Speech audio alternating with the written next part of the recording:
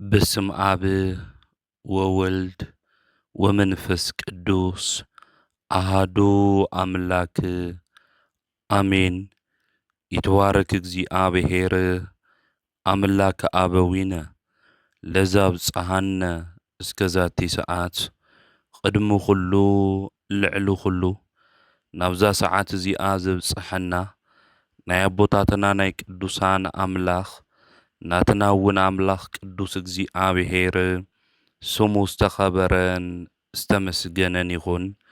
እማ ኣምላክ ወላዲተ ኣምላክ ቅድስተ ቅዱሳን ድንግል ማርያም ስለ ፍጹም ኣዶነታ ስለ ፍጹም ክብራ ክብርን ምስጋናን ይብፅሓያ። ከምኡ እውን ቅዱሳን ኣቦታትና ቅዱሳን ኣዴታትና ብዝተውሃቦም ክብሪ መጠን ኩሉ ምስጋና ይብፅሓዮም። ኣብ ዝተፈላለየ ዓለም ኮይንኩም እዚ መንፈሳዊ ሚድያ እዚ እትከታተሉ ስድራ እግዚኣብሔር ኣብ መስቀል ተሰቂሉ ፍጹም ዝኾነ ሰላሙ ብዝሃበና ብኢየሱስ ክርስቶስ ፍጹም ሰላም ከመይ ትጸንሑ ከመይ ትኾኑ ሰላም እግዚኣብሔር ምስ ኩላትኩም ይኹን። እንኳዕ ንቤትና ንቅድስተ ቅዱሳን ንድንግል ማርያም ናብ ቤተ መቅደስ ዝኣተወትሉ በዓታ ለማርያም ወርሓዊ በዓል ብሰላም ኣብፅሐኩም ኣብፅሐና።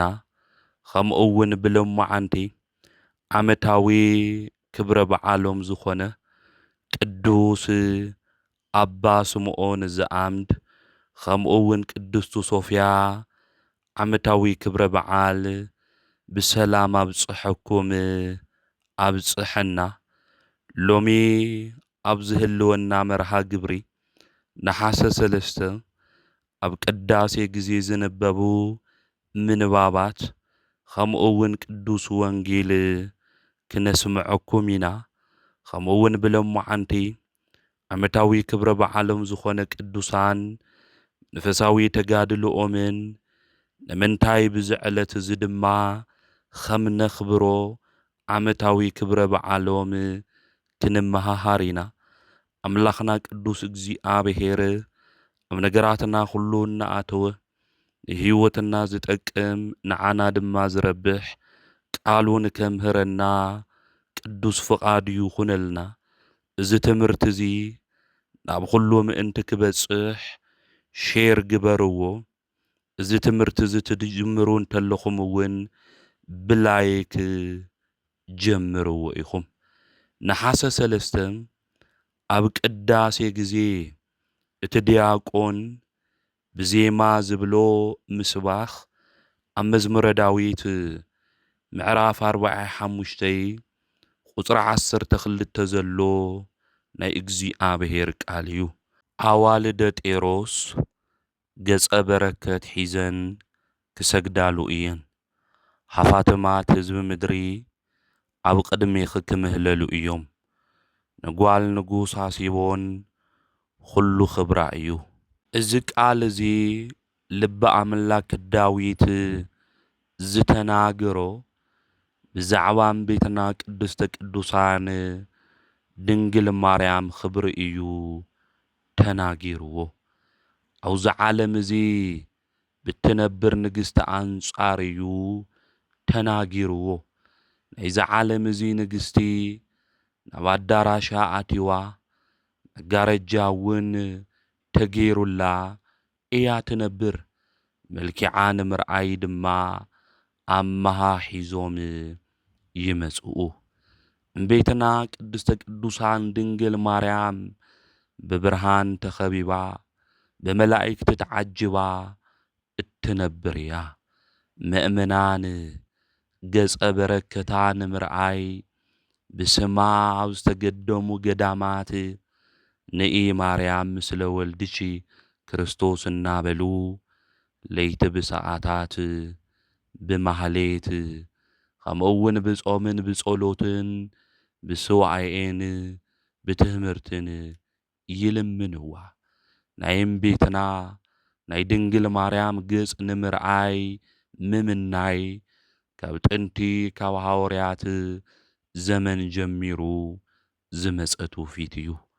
ንኣብነት ቆርኔሌዎስ ኣብዚ ኣብ ግብረ ሐዋርያት ምዕራፍ 10 ክናንብብ እንተለና ቅዱስ ጴጥሮስ ንክርኢ ቅዱስ ጴጥሮስ ንከምጽእዎ ክልተ ኣገልገልቱ ልኢኹ ነይሩ እዩ። ንጉስ ጢባርዮስ ቅዱስ ዮሃንስ ንምርኣይ ይምነይ ነይሩ እዩ። ስለዚ ምእመናን እውን ኣብዚ ፍልሰታ እዚ ኮይንና ናይ ድንግል ማርያም በረከት ምእንቲ ክንቅበል ገጸ በረከታ ድማ ምሳና ንክኾን ንኢ ማርያም እናበልና ብሰዓታት እንጽውዓ እንልምና ንዙ እዩ። ስለዚ ወይሰግዳለቱ ኣዋልደ ጤሮስ በኣመሃ እዩ ዝብል ወለገጽች ይትመሃለሉ ኩሎም ኣሕዛብ ብኡላነ ምድሪ። ስለዚ ኦ ድንግል ገጽኺ ንምርኣይ ብዛ ዓለም እዚ ዝኸበሩ ዝገነኑ ኣሕዛብ ይልምኑ ኢሉ ዝተናገሮ ስለ ንጽሕተ ንጹሃን ቅድስተ ቅዱሳን በብርሃን ድማ ተኸቢባ ትነብር መላእክቲ ድማ ዝዕጅብዋ ኣዶ ጎይታ መብርሃን ቅድስተ ቅዱሳን ድንግል ማርያም እዩ። ስለዚ ቤትና ቅድስተ ቅዱሳን ድንግል ማርያም ስዋኤ ኣቲና ብጾም ብጸሎት ኮይና እንልምና ኩሉ ካብኣ በረከት ከም ንቕበል እዩ ዝነግረና። ኩሉ ክብራ ለወለተ ንጉስ ሃሲቦን እዩ ዝብል ናይ ንጉስ ጓሉ ናይ ሃሲቦን ምንጻፍ ወርቂ ብሪ ኩሉ ንኽብራ እዩ እዩ ዝብል። ስለዚ ቤትና ቅድስተ ቅዱሳን ድንግል ማርያም ከም ወርቂ ዝጸረየት ዝነጽህት ቅድስቲ ምዃና ኽብርቲ ምዃና ብትንቢት መነጽር ኮይኑ ልበ ኣምላክ ዳዊት ስለ ናታ ኽብሪ ዝተናገሮ ምዃኑ ምፍላጥ ምርዳእ የድሊ። ኣብዚ ስዋኤ እዚ ኮይንና ንቤትና ንቅድስተ ቅዱሳን ድንግል ማርያም ንኢ ማርያም እናበልና እንምሕፀና ናባና መጺኣ በረከት ንክትበና ምስ ወዳ ድማ ክተተዓርቐና እንምሕፀን ኩሉ ቤትና ቅድስተ ቅዱሳን ድንግል ማርያም ናብ ኩልና ሕይወት ናብ ኩልና ገዛ መጺኣ ነገራትና ድማ ንክተስተኻኽለልና ንኣምላኽና ናይ እግዚኣብሔር ቅዱስ ፍቓድ ይኹነልና። ስለዚ ልበ ኣምላክ ዳዊት እዚ መዝሙር እዚ ዝዘመሮ ስለ እምቤትና ስለ ድንግል ማርያም ኽብሪ ምዃኑ ሊቃውንተ ቤተ ክርስቲያን ይነግሩና እዮም። ስለዚ እምቤትና ቅድስተ ቅዱሳን ድንግል ማርያም ዘይተስተኻኸለ ነገርና ክተስተኻኽል ተስፋ ዝቆረጽናሎም ነገራት ሁሉ ድማ ክተስተኻኽል ኣስተኻኺላ እውን ነገራትና ሁሉ ከምቲ ዝነበሮ ንክኾን ናብ ኩልና ብበረከታ ንክትመጽአና ንኣምላኽና ናይ እግዚኣብሔር ቅዱስ ፍቓድ ይኹንልና። ከምኡ እውን ብሎማዓንቲ ኣብ ቅዳሴ ግዜ ነሓሰ 3 ዝንበብ መልእኽቲ ቀዳማይ መልእኽቲ ጳውሎስ ናብ ሰብ ተሰሎንቄ ምዕራፍ 3 ቁጽሪ 1 እስካብ መወዳእታ ዘሎ ናይ እግዚኣብሔር ቃል እዩ። ከምዚ ድማ ይብል ስለዚ ክንዕገስ ስለዘይከኣልና ኣብ ኣቴና ቤንና ክንተርፍ መረጽና። ብዚ መከራ ዝሓደ እኳ ከይሰናኽል ንተሓውናን ኣብ ናይ ክርስቶስ ወንጌል ከዓ መሳርሕትናን ኣገልጋሊ እግዚኣብሔር ጢሞቴዎስ ኣብ እምነትኩም ከተባብዐኩምን ከጽናዕነዐኩምን ለኣኽናዮ። ንሕና ነዚ መከራ እዚ ከም ዝተመደብና ንስኻትኩም ትፈልጡ ኢኹም። ምሳኻትኩም እንተለና መከራ ከም እንቕበል ኣቐዲምና ነጊርናኩም ነርና። ከም እትፈልጥዎ ድማ እንሆ መከራ በጽሐና። ስለዚ ኣነ እውን ካብዚ ንላዕለ ክዕገስ ስለዘይከኣልኹ ምናልባሽ እቲ ፈታኒ ፈቲንኩም ከይኸውን እሞ እቲ ጻዕርና ከንቱ ከይኸውን ኢለ ብዛዕባ እምነትኩም ምእንቲ ክንፈልጥ ንጢሞቴዎስ ለኣክኽዎ። ሕዚ ግና ጢሞቴዎስ ካባኻትኩም ናባና ስለ ዝተመለሰ ናይ እምነትኩምን ፍቕርኩምን ዝሕጉስ ዜና ኣምጽአልና። ብጽቡቕ ከም እትዝክሩና ከምቲ ንሕና ክንርእየኩም እንናፍቕ ንስኻትኩም እውን ክትርእዩና ከም እትናፍቁ ነገረና። ስለዚ ኣሕዋተይ ኣብ ኩሉ ጭንቅን መከራን በቲ ናታትኩም ኣብ እምነት ምጽናዕ ተጽናዕኒዕና ኣለና። ንስኻትኩም ኣብ ጎይታ ብምጽናዕኩም ንሕና ብህይወት ንነብር ኣለና። ስለ እቲ ብኣኻትኩም ኣብ ቅድሚ እግዚኣብሔር ዝተሓጒስናዮ ተሓጓስ ንኣምላኽና ብዛዕባኻትኩም ከመይ ዝበለ ምስጋና ኢና ክነቕርብ ንኽእል። ገጽኩም ክንርኢን ኣብ እምነትኩም ዝጎደለ ክንመልእን ለይትን መዓልትን ተጊህና ንጽልይ ኣለና። ግና ባዕሉ እግዚኣብሔር ኣቦናን ጎይታና ኢየሱስን ናባኻትኩም ንክንመጽእ መንገድና ይቕንዐልና። ከምቲ ንሕና ንኣኻትኩም እናፍቅረኩም ጎይታ ኣብ ንንስኻትኩም ምስ ኩሉ ሰብን ፍቕሪ የብዝሐልኩምን ይወስኸልኩምን። በቲ ጎይታ ምስ ኩሎም ቅዱሳን ዝመጸላ መዓልቲ ከዓ ኣብ ቅድሚ እግዚኣብሔር ኣቦና ነቐፋ ዘይብሎም ቅዱሳን ምእንቲ ክትኾን ልብኹም የብርትዕ። ስለ ቃሉ ንኣምላኽና ናይ እግዚኣብሔር ስሙ ዝተኸበረን ዝተመስገነን ይኹን። ኣብዚ ቅዱስ ጳውሎስ ክናገር እንተሎ ስለ ናቶም ነገር ክዕገስ ስለ ዘይከኣለ ካብ ኣቴና ድማ ንጢሞቴዎስ ኣብ ተሰሎንቄ ንዘለዉ ክርስቲያን ከም ዝለኣኸሎም እዩ ዝነግረና። ቅዱስ ጳውሎስ ናብኣቶም ክመጽእ ሓሲቡ ነይሩ እዩ። ብዙሕ ናፍቆትን ሃረርታን ድማ ነይርዎ እዩ። ነገር ግን ናብኦም ክመጽእ ክብል እንተሎ ሰይጣን ክልተ ግዜ ዓንቂፍዎ እዩ። ነዚ እዩ ኣብ ቀዳማይ ተሰሎንቄ ምዕራፍ 2 ቁጽሪ 18 ክናንብብ እንተለና ስለዚ ናባኻትኩም ክመጽእ ደሊና ነርና፣ ኣነ ጳውሎስ እኳ ሓደ ግዜ ክልተ ግዜ ክመጽእ ፈቲነ ነይረ፣ ግን ሰይጣን ኣዐንቀፈኒ እዩ ዝብል። ስለዚ ናብኣቶም ክመጽእ ኢሉ ሰይጣን ድማ ኣዐንቂፍዎ እዩ። እዞም ኣብ ተሰሎንቄ ዝነብሩ ክርስቲያን ድማ ብዙሕ መከራን ፈተናን ስደትን ድማ ነይርዎም እዩ። ብዙሕ መከራ እኳ እንተተቐበልኩም እዩ ዝብል ኣብ ምዕራፍ 1 ቁጽሪ 6 ክናንብብ እንተለና ስለዚ ስደት ነይርዎም፣ መከራ ነይርዎም። ነገር ግን ጢሞቴዎስ ምእንቲ ከበረታትዖም ከምኡ ድማ ከጽናዕንዖም ቅዱስ ጳውሎስ ካብ ኣቴና ስለ ናይ ተሰሎንቄ ክርስቲያን ድማ ስለ ዝሓስብ ንጢሞቴዎስ ልኢኽዎ እዩ። ባዕሉ ግን ክመጽእ ኢሉ ሰይጣን ዕንቂፍዎ ቅዱስ ጳውሎስ ኣብ ኣቴና ቀሪኡ እዩ።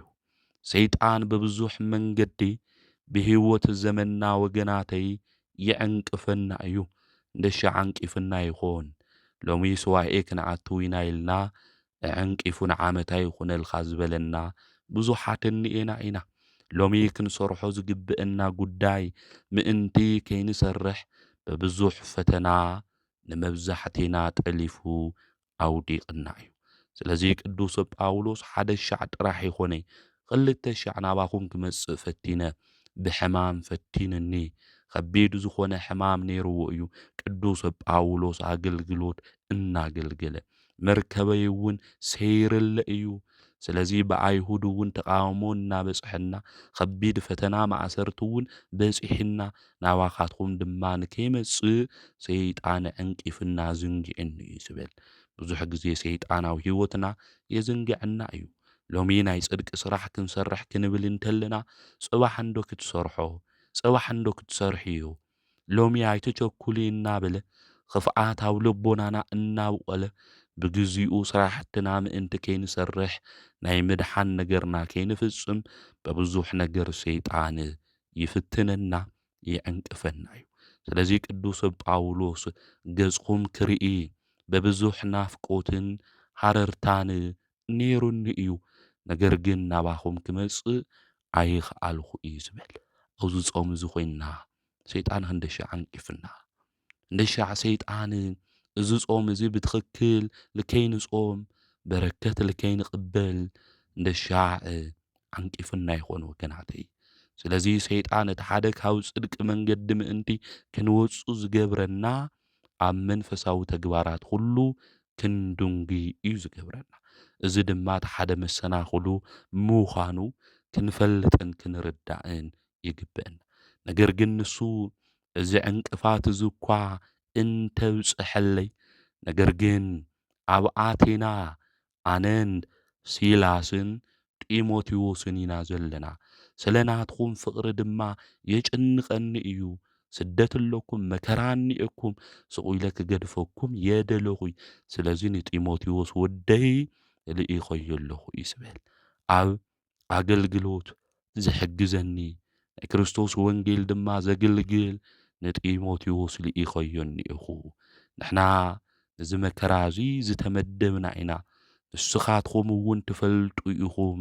ስለዚ ንሱ ምእንቲ ከተባብዐኩም ከጽንዓንዐኩም ድማ ንጢሞቴዎስ ልኢኸዮ ኣለኹ። ስለዚ ቅዱስ ጢሞቴዎስ ንምንታይ እዩ ተላኢኹ ክንብል እንተለና ከተባብዖም ከጽንዓንዖም እዩ። ስደትን መከራም ከምኡ እውን ሰይጣን በብዙሕ ኣብ ተሰሎንቄ ዝነብሩ ክርስቲያን ይፍትኖም ስለ ዝነበረ እዩ። ብድሕሪዚ ቅዱስ ጳውሎስ ክናገር እንተሎ እቲ ጻዕረና ምእንቲ ከንቱ ከይኸውን ብዛዕባ እምነትኩም እውን ምእንቲ ክንፈልጥ ንጢሞቴዎስ ለኣኽኽዎ እዩ ዝብል። ናብ ተሰሎንቄ ዝለኣኹ ካሊእ ምኽንያት ክነግረና እንተሎ ከጽናዕንዖም ከተባብዖም ካብኡ ሓሊፉ ድማ እቲ ዘገልግልናኩም ኣገልግሎት ንስኻትኩም ንዓና ሽልማትን ኣክሊልን ኢኹም። ካባኻትኩም እንቕበሎ ገንዘብ ሃፍትና ጥሪት ይብልና። ሃፍትና ንብረትና ጥሪትና ሽልማትና ንስኹም ብሂወት ምትራፍ እዩ። ስለዚ ናይ እምነትኩም ጽንዓት ከመይ ምዃኑ ሰይጣን ፈቲንኩም ወዲቕኩም ተሰይርኩም ብናይ ቀደም ማንነትኩም ዲኹም ዘለኹም ወይስ ብትሰበኽናልኩም ናብ ወንጌል ቃል ኢኹም ትጓዓዙ ዘለኹም? ስለዚ ህይወትኩም ከመይ ምዃኑ ምእንቲ ክንፈልጥ ንጢሞቴዎስ ልኢኸዮ ኣለኹ ኢሉ ቅዱስ ጳውሎስ ይናገር እዩ። ስለዚ ቅዱስ ጳውሎስ ናይ ኣገልገልቲ ጻዕሮምን ሽልማቶምን እንታይ ምዃኑ ክናገር እንተሎ ናይ ነብሳት ምድሓን እዩ። ናይ መምህራን ናይ ሰበኽቲ ጻዕሮምን ዋግኦምን እንታይ እዩ ክንብል እንተለና ምእመናን ብናይ ጽድቂ መንገዲ ክጓዓዙ ምግባር እዩ። ሃፍቶም ጥሪቶም እዚ እዩ። ነዚ እዩ ኣብ ምዕራፍ 2 እውን ኣብ መወዳእታ ቁጽሩ ቅዱስ ጳውሎስ ክናገር እንተሎ ተስፋና ወይ ሓጎስና ወይ ከዓ ኣብ ካልኣይ ምጽኣቱ ኣብ ቅድሚ ጎይታና ኢየሱስ ክርስቶስ እንምክሐሉ እዩ ዝብል። ኣክሊልና ምንድዩ ንስኻቶም ዶ ኣይኮንኹምን እዩ ዝብል። ስለዚ ኣክሊልና ንስኹም ኢኹም። ንስኹም ክድሕኑ እንተለኹም በቲ ዝተውሃበና ሓላፍነት ንሕና ተዋፂና ካብቲ ባርነት ካብቲ ጸልማት ክነውፀኩም እንተለና ብጽድቂ መንገዲ ክትጓዓዙ ክድሕኑ እንተለኹም ኣክሊልና እሱ እዩ፣ ሃፍትና እሱ እዩ፣ ክብርና እሱ እዩ፣ ተስፋና እሱ እዩ፣ ሓጎስና እዚ እዩ እዩ ዝብል ቅዱስ ጳውሎስ። ስለዚ መምህራነ ወንጌል ሊቃውንተ ቤተ ክርስቲያን ትርፎም እንታይ እዩ ትባሃል ተሎ ምእመናን ምድሓን ምዃኑ ቅዱስ ጳውሎስ ይነግረና። ስለዚ ብዛዕባ እምነትኩም ምእንቲ ክፈልጥ ንጢሞቴዎስ ልኢኸዮ ኣለኹ። ተደኺምኩም እውን ከብርትዐኩም እንድሕር በርቲዕኹም እውን በቲ ዘለኹሞ ጸኒዕኹም ምእንቲ ክትጓዓዙ ንጢሞቴዎስ እቲ ኣገልጋሊ ና ወንጌል ጸጋ እግዚኣብሔር ድማ ኣብ ልዕሊኡ ዘሎ ናይ ክርስቶስ ወንጌል ድማ ዝሰብኽ መሳርሕትና ዝኾነ ኣገልጋሊ እግዚኣብሔር ጢሞቴዎስ ልኢኸዮ ኣለኹ ኢሉ ስለ ናቶም ቅዱስ ጳውሎስ ክጭነቕ እንተሎ ምእመናን ከይጠፍኡ ሰይጣን ኣስሒትዎም ናብ ዝነበረ ናይ መጀመርያ ማንነቶም ምእንቲ ከይመለሱ ኣብዚሑ ቅዱስ ጳውሎስ ስለ ናቶም ይጭነቕን እዩ። ስለዚ ክዕገስ ስለ ዘይከኣልኹ እዩ ዝብል። ክዕገሶ ዘይከኣለ ናቶም ናፍቆት ናቶም ዘለዎም እምነት እንታይ ምዃኑ ምእንቲ ክፈልጥ ክርዳእ ተመሊሶም ድማ ናፍቲ ዝነበርዎ ጸልማት መንገዲ ምእንቲ ከይኣቱ ንምእመናን ቅዱስ ጳውሎስ ዕለት ዕለት ይጭነቕ ነይሩ። ከምዚ ዝበለ ኣቦ ከምዚ ዝበለ መራሒ ናይ ቤተ ክርስቲያን ስለ ምእመን ዝጭነቕ ስለ ህዝቡ ዝጭነቕ ስለ ናይ እግዚኣብሔር መንግስቲ ንምእመናን ክፍልጥ ዝተግህ ኣቦታት እግዚኣብሔር የብዝሕልና። ሕዚ ግና ጢሞቴዎስ ካባኻትኩም ናባና ተመሊሱ እዩ። ናባና ምስ ተመለሰ ድማ ስለ ናትኩም ፍቕርን ስለ ናትኩም እምነትን ዝሕጉስ ዜና እዩ ሒዝልና መፅዩ ዘሎ። ብጽቡቕ ከም ትዝክሩና ክትርእዩና ድማ ከም ትናፍቁ ጢሞቴዎስ ንዓና ነጊርና ኣብ እምነትኩም ጸኒዕኩም ኢኹም። ብዚ ድማ ተሓጒስና ኢና እዩ ዝብል።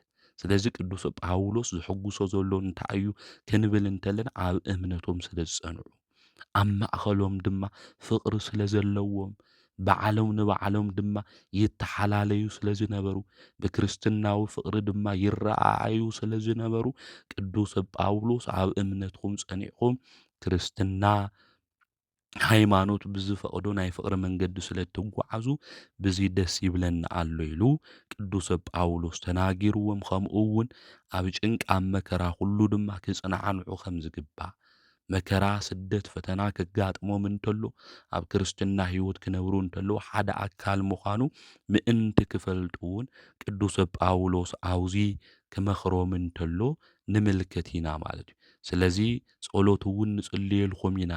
እዚ ንጽልዮ ጸሎት ድማ ጎይታ ንሱ ኣምላኽ እግዚኣብሔር ናባኻትኩም ምእንቲ ክንመጽእ መንገድና ንከቕንዐልና እዩ።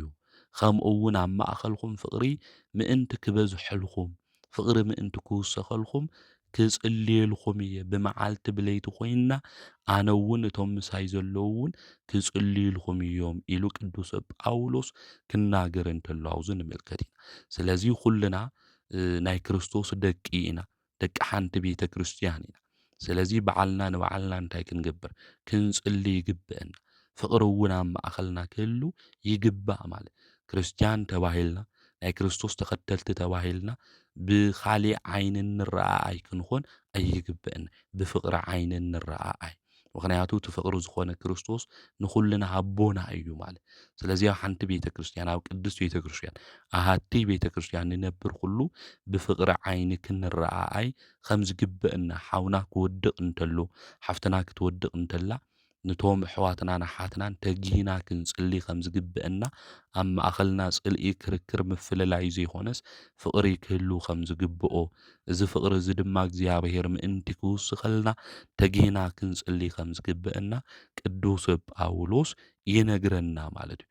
ከምኡ እውን ጎይታ ምስቶም ኩሎም ቅዱሳን ኣብ ዝመጽአላ ግዜ ነቐፋ ዘይብሎም ቅዱሳን ምእንቲ ክትኾኑ ልብኹም የብርትዕ እናበለ እውን ይናገር። ብጽድቂ መንገዲ ልብኹም ይበርትዕ። እቲ ዘለኩም ፍቕሪ እቲ ዘለኩም ናይ እምነትኩም ፍረ ድማ ክተብርትዕዎ ይግባእ። እግዚኣብሔር ምእንቲ ናይ ጽድቂ ዋጋ ክበኩም እናበለ ቅዱስ ጳውሎስ ናይ ተሰሎንቄ ክርስቲያን ክመኽሮም እንተሎ ንምልከት ኢና። ንሕና እውን ብህይወት ዘመንና ኩሉ ንሕዋትና ንሓትና ኩሉ እንሓሊ ብፍቕሪ ዓይኒ ድማ እንርኢ ብፍቕሪ ዓይኒ እናተመልከትና ምትሕልላይ ድማ ኣብ ማእኸልና ሃልዩና ተንኮል ምክፍፋል ኩሉ ኣርሒቕና እግዚኣብሔር መንግስቱ ርስቱ ንከውርሰና እዚ ናይ ጽድቂ ስራሕ እዚ ክንሰርሕ ንኣምላኽና ናይ እግዚኣብሔር ቅዱስ ፍቓድ ይኹንልና። ከምኡ እውን ነሓሰ 3 ሎሚ ኣብ ቅዳሴ ዝንበብ መልእኽቲ ቀዳማይ መልእኽቲ ጴጥሮስ ምዕራፍ 3 ቁጽሪ 10 እስካብ 15 ዘሎ ናይ እግዚኣብሔር ቃል እዩ። ከምዚ ድማ ይብል ከምቲ መጽሓፍ ዝብሎ እቲ ህይወት ዝፈቱ ሰናያት መዓልትታት ክርኢ ዝደሊ ልሳኑ ካብ ክፉእ ከናፍሩ ተንኰል ከይዛረብ ይኽልኽል፣ ካብ ክፉእ ይርሓቕ፣ ሰናይ ከዓ ይግበር፣ ንሰላም ይድለያን ይስዓባን። ኣዕንቲ እግዚኣብሔር ናብ ጻድቃን እየን ዝሪኣ፣ ኣእዛን እውን ንጸሎቶም ክፉታት እየን። ገጽ ጎይታ ግን ኣብ ልዕሊ ገበርቲ ክፉእ እዩ።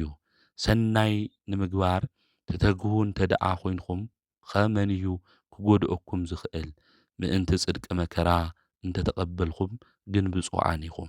ዘፈራርሐኩም እንተሃለወ ኣይትፍርሑ ኣይትጨነቁ እውን እዩ ዝብል። ስለዚ ብጽድቂ መንገዲ ክንጓዓዝ እንተለና መከራ ድማ ክንቅበል እንተለና ንጽድቂ ክኾን እንተሎ ብፁዓን ከም ዝኾንና ቅዱስ ጴጥሮስ ኣውዚ ይመኽረና እዩ።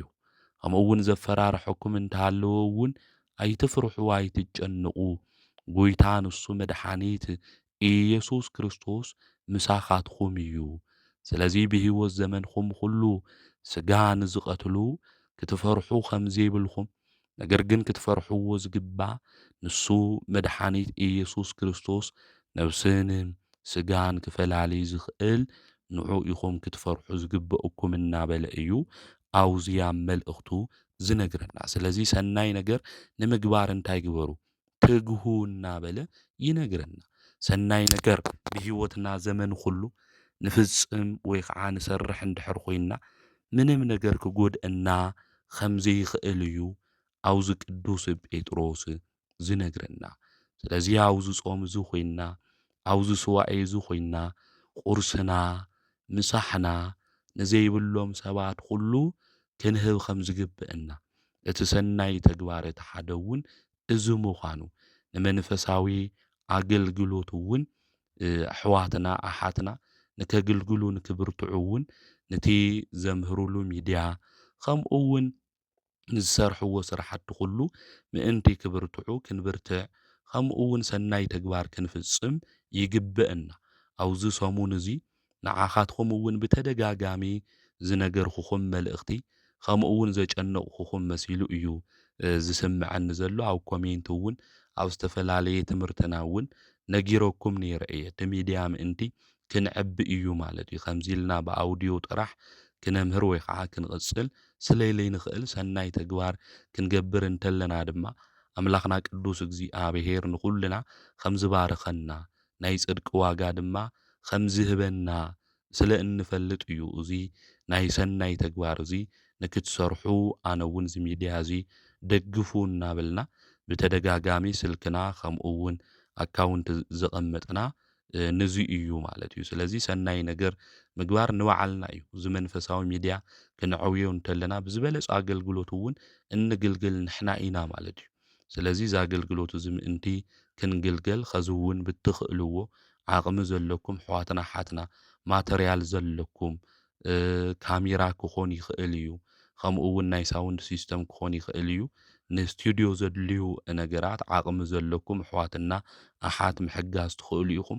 ኩልና ኣብዚ ዘለና ናይ እግዚኣብሔር ቃል እንሰምዕ 5-10 ሚልና እንድሕር ኣዋፂና ኮይና እቲ ሰናይ ተግባር ንሰርሕ እንድሕር ኮይና ንምሃብ ድማ ኢድና ንዝርግሕ እንድሕር ኮይና ዘይስስዕ ልቢ ሒዝና እዚ መንፈሳዊ ተግባር ንፍጽም እንድሕር ኮይና ዘይንሰርሖ ነገር ኣይህልዊ። ጸልእትና እዚ ናይ እግዚኣብሔር ቃል እዚ ልከይንሰምዕ መዓልቲ ምስ ለይቲ ኮይኖም ብዙሕ ስራሕ ይሰርሑ እዮም። ንሕና ግን እዚ ስራሕ እዚ ክሰርሑ እንተለው ንሕና እውን ምእንቲ በርቲዕና ስራሕና ኣገልግሎትና ኩሉ ድማ ብደንቢ ጌርና ምእንቲ ክንቕጽል እዚ ሰናይ ተግባር እዚ ንምፍጻም ንድሕሪት ክንብል ኣይግብአናይ። ዝተወሰንኩም ኣሕዋት ብውሽጢ ዘዛረብኹምኒ ኣለኹም።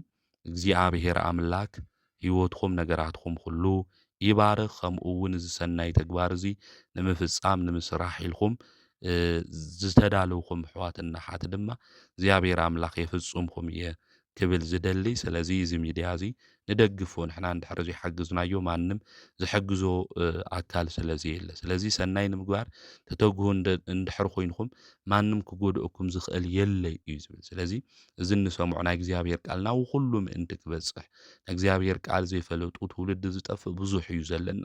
እዚ ኩሉ ትውልዲ ምእንቲ ክድሕን ሰናይ ተግባር ንሰርሕ ንፍጽም እንድሕር ኮይና ምንም ነገር ክጎድአና ከም ዘይኽእል ካብ ክፉእ ዘበለ ነገር እውን ኣምላኽና ቅዱስ እግዚኣብሔር ከም ዘድሕነና እዚ ሰናይ ተግባር እዚ ንፍጽም እንድሕር ኮይና እዞም ዝዕምፁ ዘለዉ ዝኸትሩ ዘለዉ ብኽፉእ ሓሳብ መንገዲ ዝኸዱ ዘለዉ ሰባት ናይ እግዚኣብሔር ቃል ክሰምዑ እንተለዉ ናብ ጽድቂ መንገዲ እዮም ዝመፁ።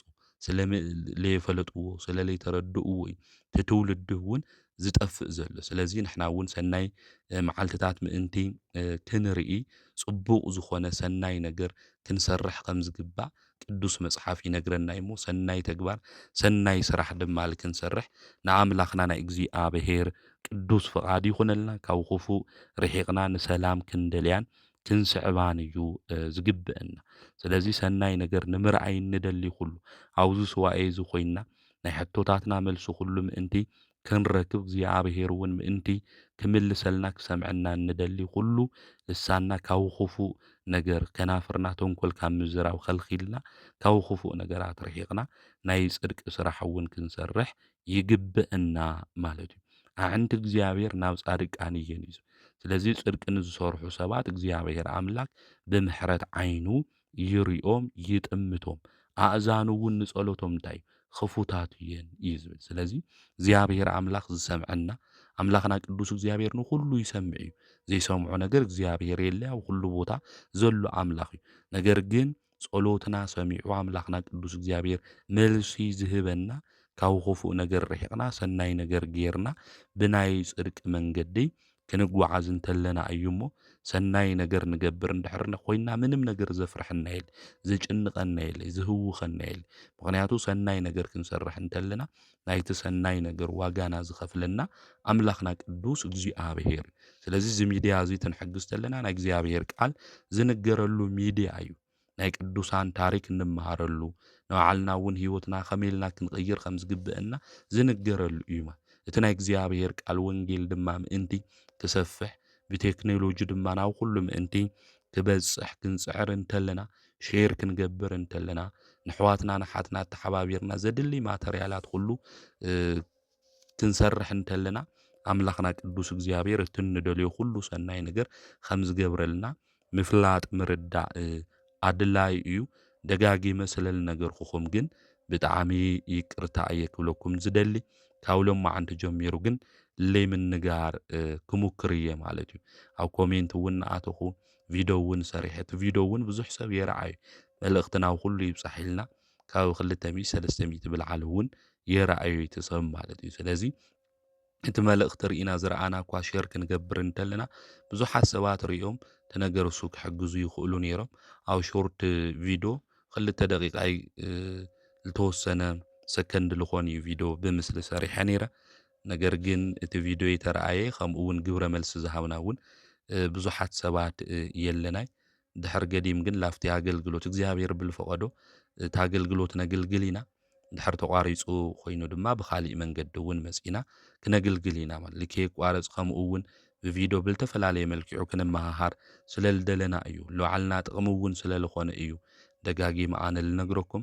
ካብ ሎማዓንቲ ጀሚሩ ግን ሰናይ ክገብር ልደሊ ብሰናይ መልሲ መሊሱ ኩሉ ኣገልግሎት ክግልገል ልደሊ ተፅሒፍኩምልና ብውሽጢ ክንምልስ ኢና።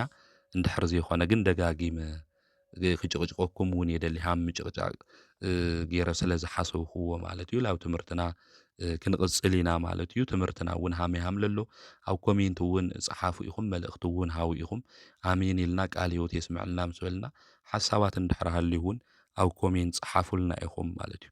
ከምኡ እውን ብሎማዓንቲ ኣብ ቅዳሴ ግዜ ዝንበብ ግብረ ሃዋርያት ኣብዚ ምዕራፍ 14 ቁፅሪ 20 እስካብ ፍጻመ ዘሎ ናይ እግዚኣብሔር ቃል እዩ። ከምዚ ድማ ይብል እቶም ደቀ መዛሙርቱ ኣብ ዙርይኡ ደው ምስ በሉ ከዓ ብድድ ኢሉ ናብ ከተማ ኣተወ። ንጽባሓይቱ ድማ ምስ በርናባስ ናብ ደርቤን ኸደ። ጳውሎስን በርናባስን ኣብ ደርቤን እናሰበኹ ብዙሓት ደቀ መዛሙርቲ ኣፍረዩ። ናብ ልስጥራን ናብ ኢቆንዮን ናብ አንጾኪያን ተመለሱ። ናብ መንግስቲ እግዚኣብሔር ክንኣቱ ዝግብአና በብዙሕ መከራ እዩ እናበሉ ነቶም ደቀ መዛሙርቱ ኣጽናዕንዕዎም። ኣብ እምነቶም ጸኒዖም ክነብሩ እውን ኣተባብዕዎም። ኣብ ነፍሲ ወከፍ ሽማግለታት ምስ ሸሙሎም ድማ ብጾምን ብጸሎትን ናብቲ ዝኣምንዎ ጎይታ ኣማዕቕብዎም። ብጵሲድያ ሓሊፎም ናብ ጵንፍልያ መጹ። ኣብ ጴርግያ ነቲ ቃል ምስ ኣምሃሮ ናብ ኢጣሊ ወረዱ። ካብኡ ከዓ ናብ ነቲ ዝፍጽምዎ ስራሕ ንጸጋ እግዚኣብሔር ሓደራ ዝተዋፈረሉ ዓዲ ናብ አንጾኪያ ብመርከብ ተሳገሩ። ናብኡ ምስ በጽሑ ምእመናን ቤተ ክርስቲያን ኣኪቦም እቲ ኩሉ እግዚኣብሔር ዝገበረሎምን ናይ ኣሕዛብ ከዓ ኣፍ ደገ እምነት ከም ዝኸፈተሎምን ነገርዎም። ምስቶም ደቀ መዛሙርቶም ድማ ብዙሕ መዓልቲ ተቐመጡ እዩ ዝብል። ስለዚ ቅዱስ ጳውሎስ በርናባስ ኣብ አንጾኪያ ከምኡ እውን ኣብ ሶርያ ከመይ ኢሎም እቲ ኣገልግሎት የገልግሉ ከም ዝነበሩ እዩ እዚ ቅዱስ መጽሓፍ እዚ ዝነግረና። እዞም ኣቦታትና እዚ ብከምዚ መንገዲ ኣገልግሎቶም ኣገልጊሎም እዮም መከራ ክበጽሖም እንተሎ።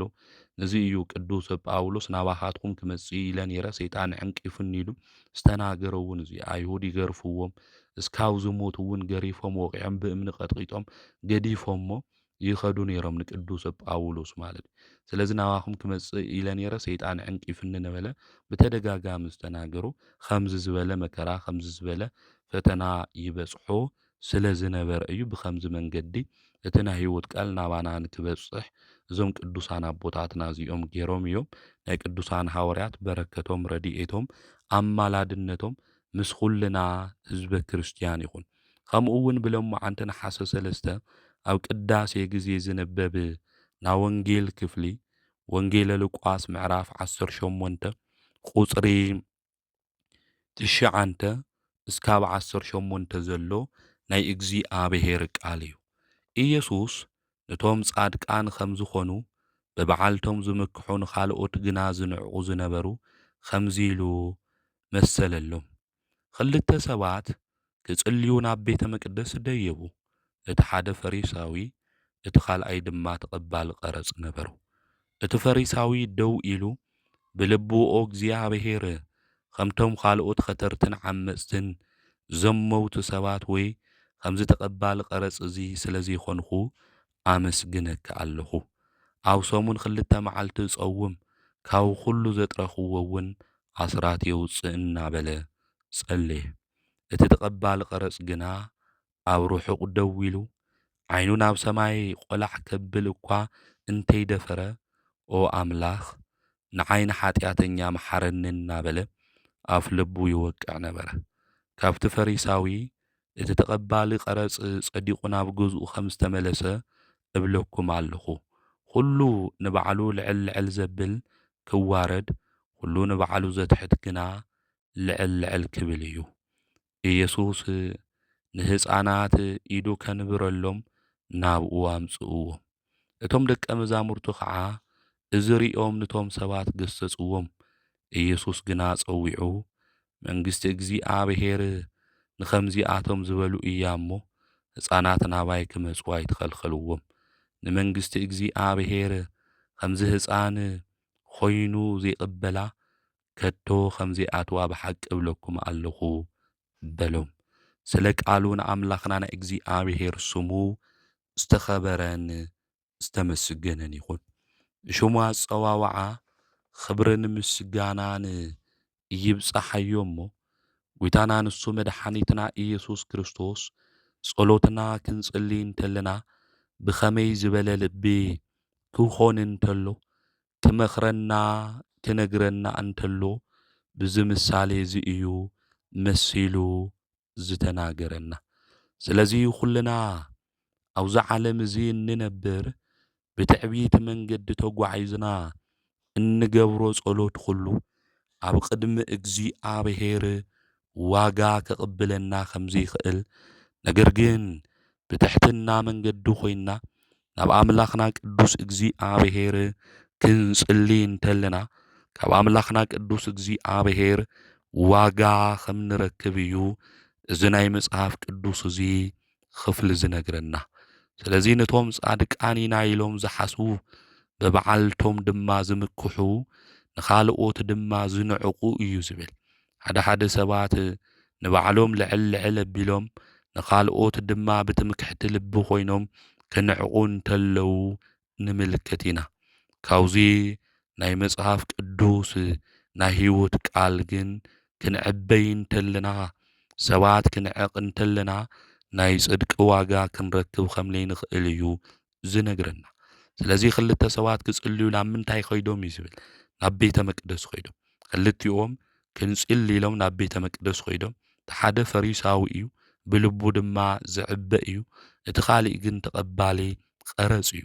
ኣብቲ ዘመን እሱ ቀረጽ ዝቕበሉ ሰባት ከም ኃጢአተኛ ተባሂሎም ይቝጸሩ እዮም ነይሮም ማለት። እቶም ፈሪሳውያን ድማ ሕጊ ንፈልጥ ኢና ኢሎም ዝዕበዩ ዝነበሩ ሰባት እዮም ማለት። ስለዚ እቲ ፈሪሳዊ ደው ኢሉ ብልቡ ከምዚ ኢሉ ጸለየ። ከምዞም ኸተርቲ ዓመፅቲ ዘመውቲ ሰባት ወይ ከዓ ተቐባሊ ቀረጽ ስለዘይኮንኩ ኣመስግነካ ኣለኹ። እዚ ትዕቢት እዩ ማለት ከምቲ ሰብሱ ስለለይገበርካኒ ማለት ሓጢኣት እዩ ማለት እዩ፣ በደል እዩ ማለት ኣብ ቅድሚ እግዚኣብሔር ዋጋ ከርኽበና ዘይኽእል እዩ ማለት ከምዚ ዝበለ ጸሎት ከምዚ ዝበለ ልማድ ኣብ ቅድሚ እግዚኣብሔር ሒዝና ጠጠው ንብል እንድሕር ኮይንና ልክዕ ከምዘይኮነ እዩ ቅዱስ መጽሓፍ ዝነግረን። ከምዚኣ ስለዘይገበርካኒ ከምዚ ስለለይገበርካኒ የምስግነካ ኣለኹ ኣይበሃል እዩ ማለት። ስለዚ ሓጢኣትና በደልና ክፍኣትና ኩሉ ነገር ፈሊጥና ኣምላክ ይቅር በለኒ ክንብል ይግብአና እምበር ክንመጻደቕ ክንዕበይ ከም ዘይግብአና እዚ ቅዱስ መጽሓፍ እዚ ይነግረን። ስለዚ ኣብ ሰሙን 2000 ይጾም እየ 2 ግዜ ዘጥረኽዎ ሃፍቲ ዘለኒ ድማ ኣስራት የውፅእ እየ ኢሉ ዝገበሮ ሰናይ ነገር ከምኡ እውን ካብ ካልኦት ፈሊኻ ሓጢኣተኛ ስለለይገበርካኒ ኢሉ ብልቡ ትዕቢት ሒዙ መጺኡ። እቲ ተቐባሊ ቀረጽ ግን ኣብ ርሑቕ ጠጠው ኢሉ ዓይኑ ናብ ሰማይ ቆላሕ ከብል እኳ የደፈረ ማለት ሓጢኣተኛ እየ ኣነ መሓረኒ ኢሉ። ብህይወት ዘመንና እውን ክንጽልዮ ዝግብአና ጸሎት እዚ እዩ። ኦ ኣምላኸይ ኢየሱስ ክርስቶስ ወዲ ሕያው እግዚኣብሔር ሓጢኣተኛ በደለኛ ወድኻ ኣነ መሓረኒ ኢልና ደጋጊምና ክንጽልዮ ዝግብአና ጸሎት እዩ። ቅዱሳን ኣቦታትና እውን ዘምህሮና እዚ እዩ ማለት እዩ። ስለዚ እዚ ቀራጺ እዞም ቀረጽቲ በደለኛ ሓጢኣተኛታት እዮም ልበሃል ነይሮም በቲ ዘመን እሱ። ስለዚ በደሉ ሓጢኣቱ ፈሊጡ ኦ ኢየሱስ ክርስቶስ ኣምላኸይ ሓጢኣተኛ በደለኛ እየ ኣነ እሞ ይቅር በለኒ ኢሉ ኣፍ ልቡ ይወቅዕ ነበረ። ብትሕትና መንፈስ ኮይኑ መጽአ። ካብቲ ፈሪሳዊ ተተቐባሊ ቀረጽ ጸዲቑ ናብ ገዝኡ ተመሊሱ እዩ። ስለዚ ጸሎትና ናይ ጽድቂ ጸሎት ምእንቲ ክኾን ጸሎትና ካብ እግዚኣብሔር ምሕረት ዘለዎ ምእንቲ ክኾን እግዚኣብሔር ምእንቲ ክምልሰልና ናይ ምሕረት መልሱ ድማ ንዓና ምእንቲ ክበና ዝጎደለና ነገር ምእንቲ ክምልአልና እግዚኣብሔር ኣምላኽና ጸሎትና ሰሚዑ ኩሉ ነገር ንሰናይ ምእንቲ ክገብረልና ብትሕትና መንፈስ እንጓዓዝ ክንኾን ይግብአና። ጸሎትና ኩሉ ብምስጋና ጸሎትና ኩሉ በደለኛ ሓጢኣተኛ ምዃንና ነገር ግን ኣምላኽና ቅዱስ እግዚኣብሔር ከም ምሕረቱ ናብዛ ሰዓት እዚኣ ክንበጽሕ ስለ ዝገበረና ከነመስግኖ ይግብአን። ስለዚ ዝቐራጺ ሰብ ከምዚ ኢሉ ጸልዩ ማለት እዩ። ኦ ኣምላኸይ ንዓይ ንሓጢኣተኛ መሓረኒ ኢሉ። ሓጢኣት በደልና ብዙሕ እዩ ዝምሕረና ድማ እግዚኣብሔር። ስለዚ መሓረኒ እናበልና ተጸጺትና ንኣምላኽና ንእግዚኣብሔር ክንልምን እንተለና ብትሕትና መንገዲ ድማ ክንጓዓዝ እንተለና ካብ ተንኰል መንገዲ ኩሉ ክንወፅእ እንተለና እግዚኣብሔር ኣምላኽ ንሕቶታትና ኩሉ መልሲ ይበን። ስለዚ ኣብዚ ስዋኤ እዚ ኮይንና ዝዕበይ ልቢ ከይህልወና ከምዚ ስለለይገበርካኒ ከምዚ ስለለይኮንኩ ኢልና ክንመጻደቕ ኣይግብአኒ። ሃምኡ ስለለይኮንኩ ኣነ ተመስገን ክንብል ኣይግብአኒ። ከማኻ ሓሻዊት ስለለይገበረኒ ተመስገን፣ ከማኻ ሌባ ስለለይገበረኒ፣ ከማኻ ሰታይ ስለለይገበረኒ ንብልና ባዕልና ነጽድቕና ንኻልኦት ድማ ነዋርድ እንድሕር ኮይንና ትምክሕተኛታት ትዕቢተኛታት ስለዝኾንና ናይ ጽድቂ ዋጋ ክንረክብ ከም ዘይንኽእል ፈሊጥና ተረዲና ኣምላኽና ቅዱስ እግዚኣብሔር ግን ናይ ጽድቂ ዋጋ ምእንቲ ክህበና ብበረከት ድማ ገዛና ክሙላእ እዚ ጾምና በረከት ለይብሉ ከይኾነ ወገናተይ ብሓጢኣትና ምኽንያት እስካብ 9 ሰዓት ጾምና እስካብ 11 ሰዓት ጾምና ጸሊና ሰጊድና ስዋኤ ኣቲና ብቁሪ ብልተፈላለየ ላብ ገዳማት ኸይድና ነገር ግን መልሲ ለይብሉ ምእንቲ ከይኾን በረከት ለይብሉ ምእንቲ ከይኾን ትዕቢት ነገር ካብ ልቦናና ክነውፅእ ይግብአና። ትምክሕቲ እውን ካብ ውሽጥና ክነውፅእ ይግብአና። እስካብ 9 ሰዓት ጠሚና ጾምና ቅዲስና ካብ ዝተፈላለዩ ጥሉላት ምግቢ ተፈሊና ነገር ግን ትዕቢት ሒዝና ትምክሕተኛታት ተኾይንና እግዚኣብሔር ጸሎትና ክሰምዐና ኣይኽእል እዩ ማለት። ስለዚ ናይ ትዕቢት ልብና መጀመርያ ኣውሪድና ብትሕትና መንፈስ ኮይንና ናብ ኣምላኽና ናብ እግዚኣብሔር ክንጽሊ ይግብአና። ልበትውታት እግዚኣብሔር ይፈትዎም እዩ ማለት እዩ። ልብና ትሕት ነብል ተኾይንና እግዚኣብሔር ይፈትወና። ንጸሎትና እውን እዝኑ እንታይ እዩ ክፉት እዩ ማለት ይሰምዐና።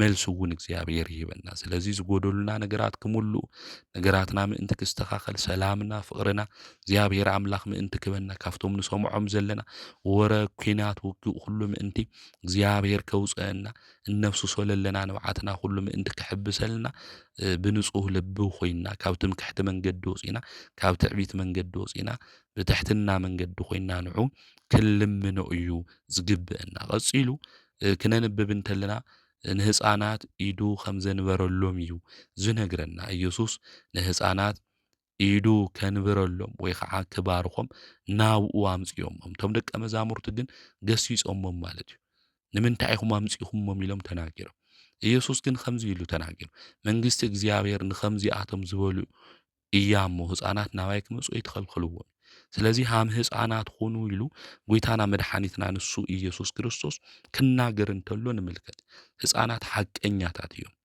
ህፃናት ይቅር ዝብሉ እዮም በደል ድማ ዘይቆፅሩ እዮም ከምኡ እውን ህፃናት ተንኮል የብሎም ቁኑዓት እዮም ናይ ልቢ ንጽህና እንዲኡ ተዓዘዝቲ እዮም ስለዚ ንሕና ከም ህፃናት ክንኾን ይግብአና ጸሎትና ክንጽልይ እንተለና ጸሎትና ጸሊና ናብ እግዚአብሔር መልሲ ምእንቲ ክባሃወና እንደሊ ንጽበይ ሁሉ ምሕረት እግዚአብሔር ፍቅሪ እግዚአብሔር ንጽበይ ሁሉ ቁኑዓት ክንኾን ከም ዝግብአና ከም ህፃናት እንድሕር ዘይኮይንኩም እዩ ስለዚ ከም ህፃናት እንድሕር ዘይኮይንና መንግስቲ እግዚአብሔር ክንወርስ ከም ዘይንኽእል ቅዱስ መጽሓፍ ይነግረና ስለዚ ተንኮል በደል ካባና ኣርሒቕና ቁኑዓት ኮይንና ንጹህ ልቢ ሃሊና ንዙይ ልቢ ኣምላክ ዳዊት ንጹህ ልቢ ፍጠረለይ ኦ ጎይታይ ንጹህ ልቢ ፍጠረለይ ኢሉ ኣብ መዝሙር 50 ዝዘመረማ ስለዚ ንጹህ ልቢ ንክህልወና ናብ ኣምላኽና ናብ እግዚአብሔር ክንልምን ይግብአና ስለዚ ህፃናት በደል እንታይ ኣይቆፅሩ ሓቀኛታት እዮም ማለት እዩ ናይ ልቢ ንጽህና እውን እዩ ቁኑዓት እዮም ንሕና ግን ተንኮልና ዘይምቕናዕና ብዙሕ ነገር ትምክሒትና ብዙሕ እዩ ናይና ካውዚ እንድሕር ዘይወፃና ከም ህፃናት ልቢ ድማ እንድሕር ዘይሃለወና መንግስቲ እግዚአብሔር ክንወርስ ከም ዘይንኽእል ጎይታ ንሱ መድኃኒት ኢየሱስ ክርስቶስ ነጊርና እዩ ንመንግስቲ እግዚአብሔር ከም ህፃን ኮይኑ ዘይቅበላ ከቶ ከም ዘይኣትዋ ብሓቂ ብለኩም ኣለኹ እዩ ስለዚ ሃም ህፃናት ተንኮል ዘይብልኩም ኹኑ ከም ህፃናት ቁኑዓት ኹኑ ከም ህፃናት ሓቀኛታት ኹኑ እናበለ ጎይታ መድኃኒት ኢየሱስ ክርስቶስ ይነግረና እዞም ናብኡ ዝመፁ ህፃናት ዝባረኾም ድማ እና አግናጢዮስ ምጡለ አንበሳ እዮም እቶም ዝተባረኹ ህፃናት ኤጲስቆጶስ ዝኾነን እዩ ሊቀ ጳጳስ ዝኾነን እዩ በሐዋርያነት አገልግሎት እውን ሓሊፎም እዮም እቱ ጎይታ መድኃኒት ኢየሱስ ክርስቶስ ዝባረኾም ህፃናት ከምዚ ህፃን እዚ እንድሕር ዘይኮይንኩም ኢሉ ሓቂፉዎ ዝነበረ ድማ አግናጢዮስ ምጡለ አንበሳ ከም ዝኾነ ሊቃውንተ ቤተ ክርስቲያን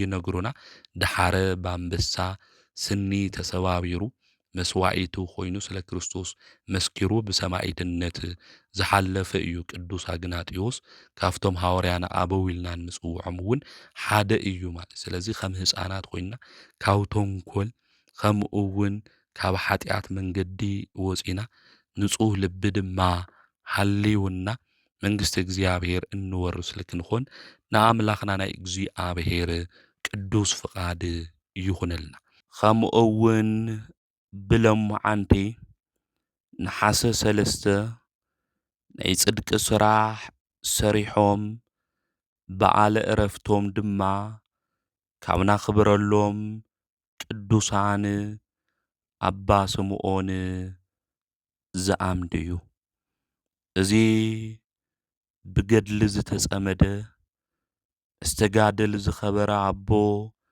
ስምዖን ዝኣምድ ነሓሰ 3 በዓለ ዕረፍቱ ምዃኑ መጽሓፈ ስንክሳር ይነግረና እዩ እዚ ቅዱስ እዚ ብህፃንነቱ ናይ አቡኡ ኣባጊዕ ዝሕልው ዝነበረ ናብ ቅድስቲ ቤተ ክርስቲያን ኸይዱ ድማ ኩልሻዕ ቅዱሳት መጻሕፍት ይሰምዕ ዝነበረ ናይ እግዚአብሔር ፍቃዱ ኮይኑ ድማ ናብ ሓደ ገዳም ኣትዩ ዝመንኮሰ ብዙሕ መንፈሳዊ ተጋድሎ ድማ ዝተጋደለ ካብ ተጋድልኡ ዝተለዓለ ድማ ሰውነቱ የጭንቃ ዝነበረ ቅዱስ እዩ እዚ ቅዱስ እዚ ገመድ ኣብ ሰውነቱ ኣሲሩ እቲ ገመድ ብሕቁ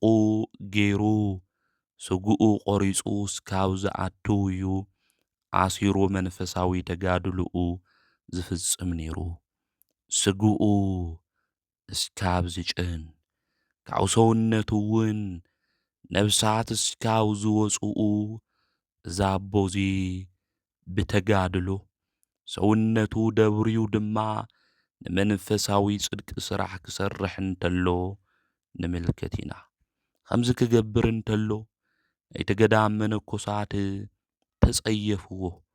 ናብቲ ኣበምኔት ኸይዶም ተኣኪቦም ድማ እዚ መነኩሴ ስምዖን ካባና እንድሕር ዘይወፀ ንሕና ናብ ካሊእ ቦታ ክንኸድ ኢና ኢሎም ተናገሩ።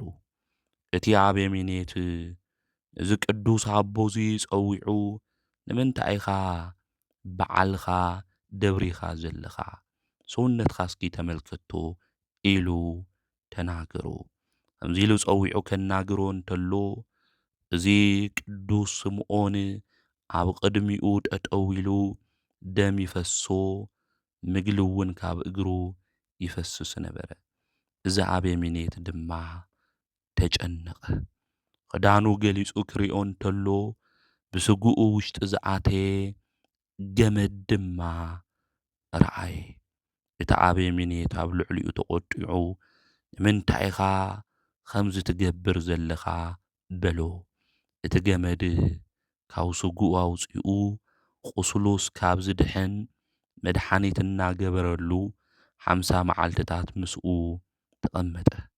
ድሕሪ እዚ እዛ ኣበምኔት ኦ ወደይ ስምዖን ናብ ዝደለኻዮ ቦታ ክትኸድ ትኽእል ኢኻ በሎ። እዚ ቅዱስ ኣቦ እዚ ኣብ ዝደረቐ ጉድጓድ ውሽጢ ኣትዩ ምስ ተመንን ምስ ጥንቅርቢዒትን ምንባር ጀመረ። ድሕሪ እዚ ኣገልጋሊ ስምዖን ንምንታይ ኢኻ ሰዲድኻዮ? ኣብ ፍርዲ ግዜ ካባኻ ዝሓሸ ንሱ እዩ ኢሉ ክግስጾ እንተሎ እግዚኣብሔር እዚ ኣበምኔት ረኣይ ረኣየ። እዚ ኣበምኔት እዚ ረኣይ እዚ ምስ ተመለከተ እቶም ኣብቲ ገዳም ዘለዉ መነኮሳት ነገሮም። ንሳቶም ድማ ደንገጹ ከምኡ እውን ሓዘኑ። እስካብ ዝረኽብዎ እውን በብቦታ ደለይዎ። እቲ ኣበምኔት እውን ደልዮም ንካምጽእዎ ኣዘዞም። ኸይዶም ድማ ደለይዎ ክረኽብዎ ድማ ይኸኣሉይ። ድሕሪ ዝተወሰነ ግዜ መብራህቲ ኣብሪሆም ናብ ጉድጓድ ክሪኡ እንተለዉ ኣብቲ ጉድጓድ ውሽጢ ኣትዩ ብዘይ ምግብን ብዘይ መስተን ምስ ተመንን ምስ ጥንቅርቢዒትን ተቐሚጡ ረኣይዎ። ገመድ ኣውሪዶም ካብኡ ኣውፅእዎ። ኣብ ቅድሚኡ ድማ ሰገድሉ። ኣብ ልዕሊኻ ዝገበርናዮ ነገር በደልና ይቅር በለና በልዎ። ንሱ እውን ስለ ዘሕዘንኩኹም ይቅር በሉኒ በሎም። ድሕሪ እዚ ናብ ገዳሞም ኸዱ። በብዙሕ ገድሊ ጸሚዱ ድማ እናገልገለ ነበረ። ድሕሪ እዚ ካብቲ ገዳም ብስውር ወፂኡ ናብ ሓንቲ ኮኩሒ በጽሐ። ኣብኣ ድማ ከይዕረፈ ከይደቀሰ 60 መዓልቲ ጠጠው በለ። ድሕሪ እዚ ናይ እግዚኣብሔር መልኣክ ስለ ብዙሓት ሰባት ድሕነት እግዚኣብሔር ከም ዝጸውዖ ነገሮ። ድሕሪ እዚ ቁመታ 60 እመት ዝኾነ ናይ እምኒ ዓምዲ ረኸበ። ድንቂ ተኣምራት እናገበረ ሕሙማን እውን እናፈወሰ ናብኡ ንዝመፁ እውን እናምህረ 12 ዓመት ኣብ ልዕሊ እታ እምኒ ዓምዲ ጠጠው በለ። ኣቦኡ ደልዩ ስኢንዎ ከይረኣዮ ዓሪፉ። ኣዲኡ ግን ናቱ ነገር ሰሚዓ ድሕሪ ብዙሕ ዘመናት ናብኡ መጸት። ኣብ ልዕሊ እታ እምኒ ዓምዲ ጠጠው ኢሉ ምስ ረኣየቶ በኸየት። ኣፍታ ናይ እምኒ ዓምዲ ብታሕቲ ድማ ደቀሰት። ቅዱስ ስምዖን ድማ ጽቡቕ ነገር እግዚኣብሔር ንክገብረሉ ስለ ናታ ድማ ጸለየ። ደቂሳ እናሃለየት ዓረፈት። ኣብ ትሕቲ እቲ እምኒ ዓምዲ ድማ ቀበርዋ። ሰይጣን ድማ ንሱ ብዝገብሮ መንፈሳዊ ተግባር ቀኒኡ እግሩ ወቂዕዎ። ካብቲ ናይ እግሩ ቁስሊ ድማ ሓሰኻ ይወድቕ ነበረ። ብሓደ እግሩ ኮይኑ ድማ ንብዙሕ ዓመታት ድማ ነበረ።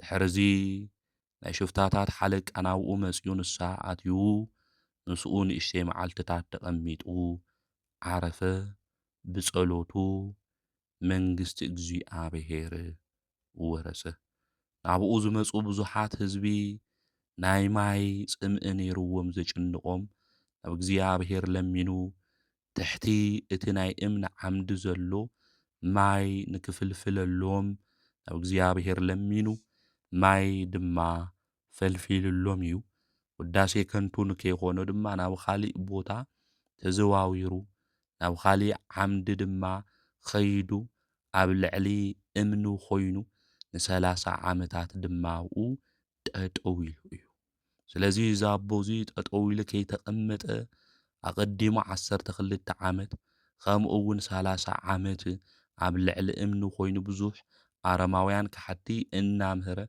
ናብ ፈጣሪኦም ክምለሱ ዝገበረ ጻዲቅን ቅዱስን ኣቦ እዩ ስለዚ ኣባ ስምዖን ዝኣምዲልና እንጽውዕ ኣብ ሓንቲ ዓምዲ እምኒ ኮይኑ ንብዙሕ ዘመናት ዝጸለየ ንብዙሓት እውን ዝገሰጸ ዘምህረ ቅዱስ ኣቦ እዩ ብለማዓንቲ መንፈሳዊ አገልግሎቱ ተጋድልኡ ፈጺሙ ነሓሰ 3 በዓለ ዕረፍቱ እዩ በመንፈሳዊ አከባብራ ብድምቀት ድማ ዝበዓል እዚ ቤተ ክርስቲያን ንክነኽብሮ ትእዝዘና እያ ማለት እዩ ድሕርዚ ናይ አንጾኪያ ሊቀ ጳጳሳት ቅዱስ አባ ስምዖን ከምዛ ዓረፈ ሰሚዑ ካህናት ዲያቆናት ናይ ተዓዲ መኳንንቲ ሒዙ ናይ ቅዱስ አባ ስምዖን ስጉኡ ናብ ዘለዎ ቦታ በጽሑ ብዓውይ ክብሪ ተሸኪሞም እናዘመሩ እናመስገኑ ናብ እስክንድርያ በጽሖሞ ኣብ ቤተ ክርስቲያን ውሽጥ እውን አንዊሮሞ ካብ ስጉኡ እውን ድንቅ ተኣምራት ዓውይ ፈውስ እውን ተገሊጹ እዩ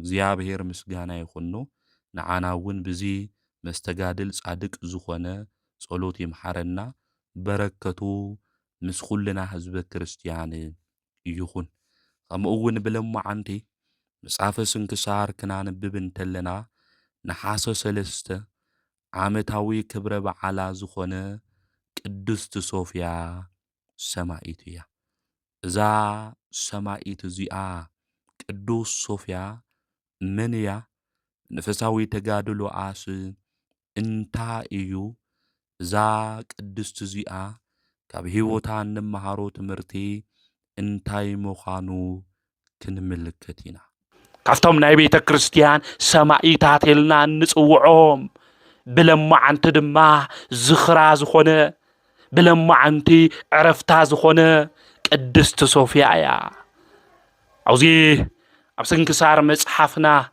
በተለይ ክናንብብ እንተለና ቅዱስ ያሬድ እውን ብድጓኡ ትናገር እንተሎ ስለ ቅዱስ ሶፊያ ብስፍሓት ይነግሩና የረድኡና እዮም ቅድስት ሶፊያ ንባዕላ ጥራሕ ይኾነትን ንደቃ ንሞት ክንክድፍሩ ሰማዕትነት ንክቕበሉ ዘደፋፈረት በሃይማኖታ ዓባይ ሃይማኖት ንእዋ ተባሂላ ዝተመስከረላ ኣዶ እያ ቅዱስ ሶፊያ እዛ ቅዱስ ሶፊያ እዚኣ ኣብቲ ትነብረሉ ዝነበረ ዘመን ከሃድያን ነገስታት ኣለዋያን መናፍስት ዝበዝሕሉ ዘመን ነይሩ ኣብዚ ዘመን እዚ ስመ እግዚአብሔር ምጽዋዕ ጭንቂ ዝኾነሉ ዘመን ነይሩ እዛ ሰበይቲ እዚኣ ምስ ደቃ ኮይና ክርስትና ድማ ክትቀበል ናብ ሮማ እያ ኸይዳ በዓል ሃፍቲ እያ ነይራ በዓል ጸጋ እያ ነይራ ሃፍታ ሁሉ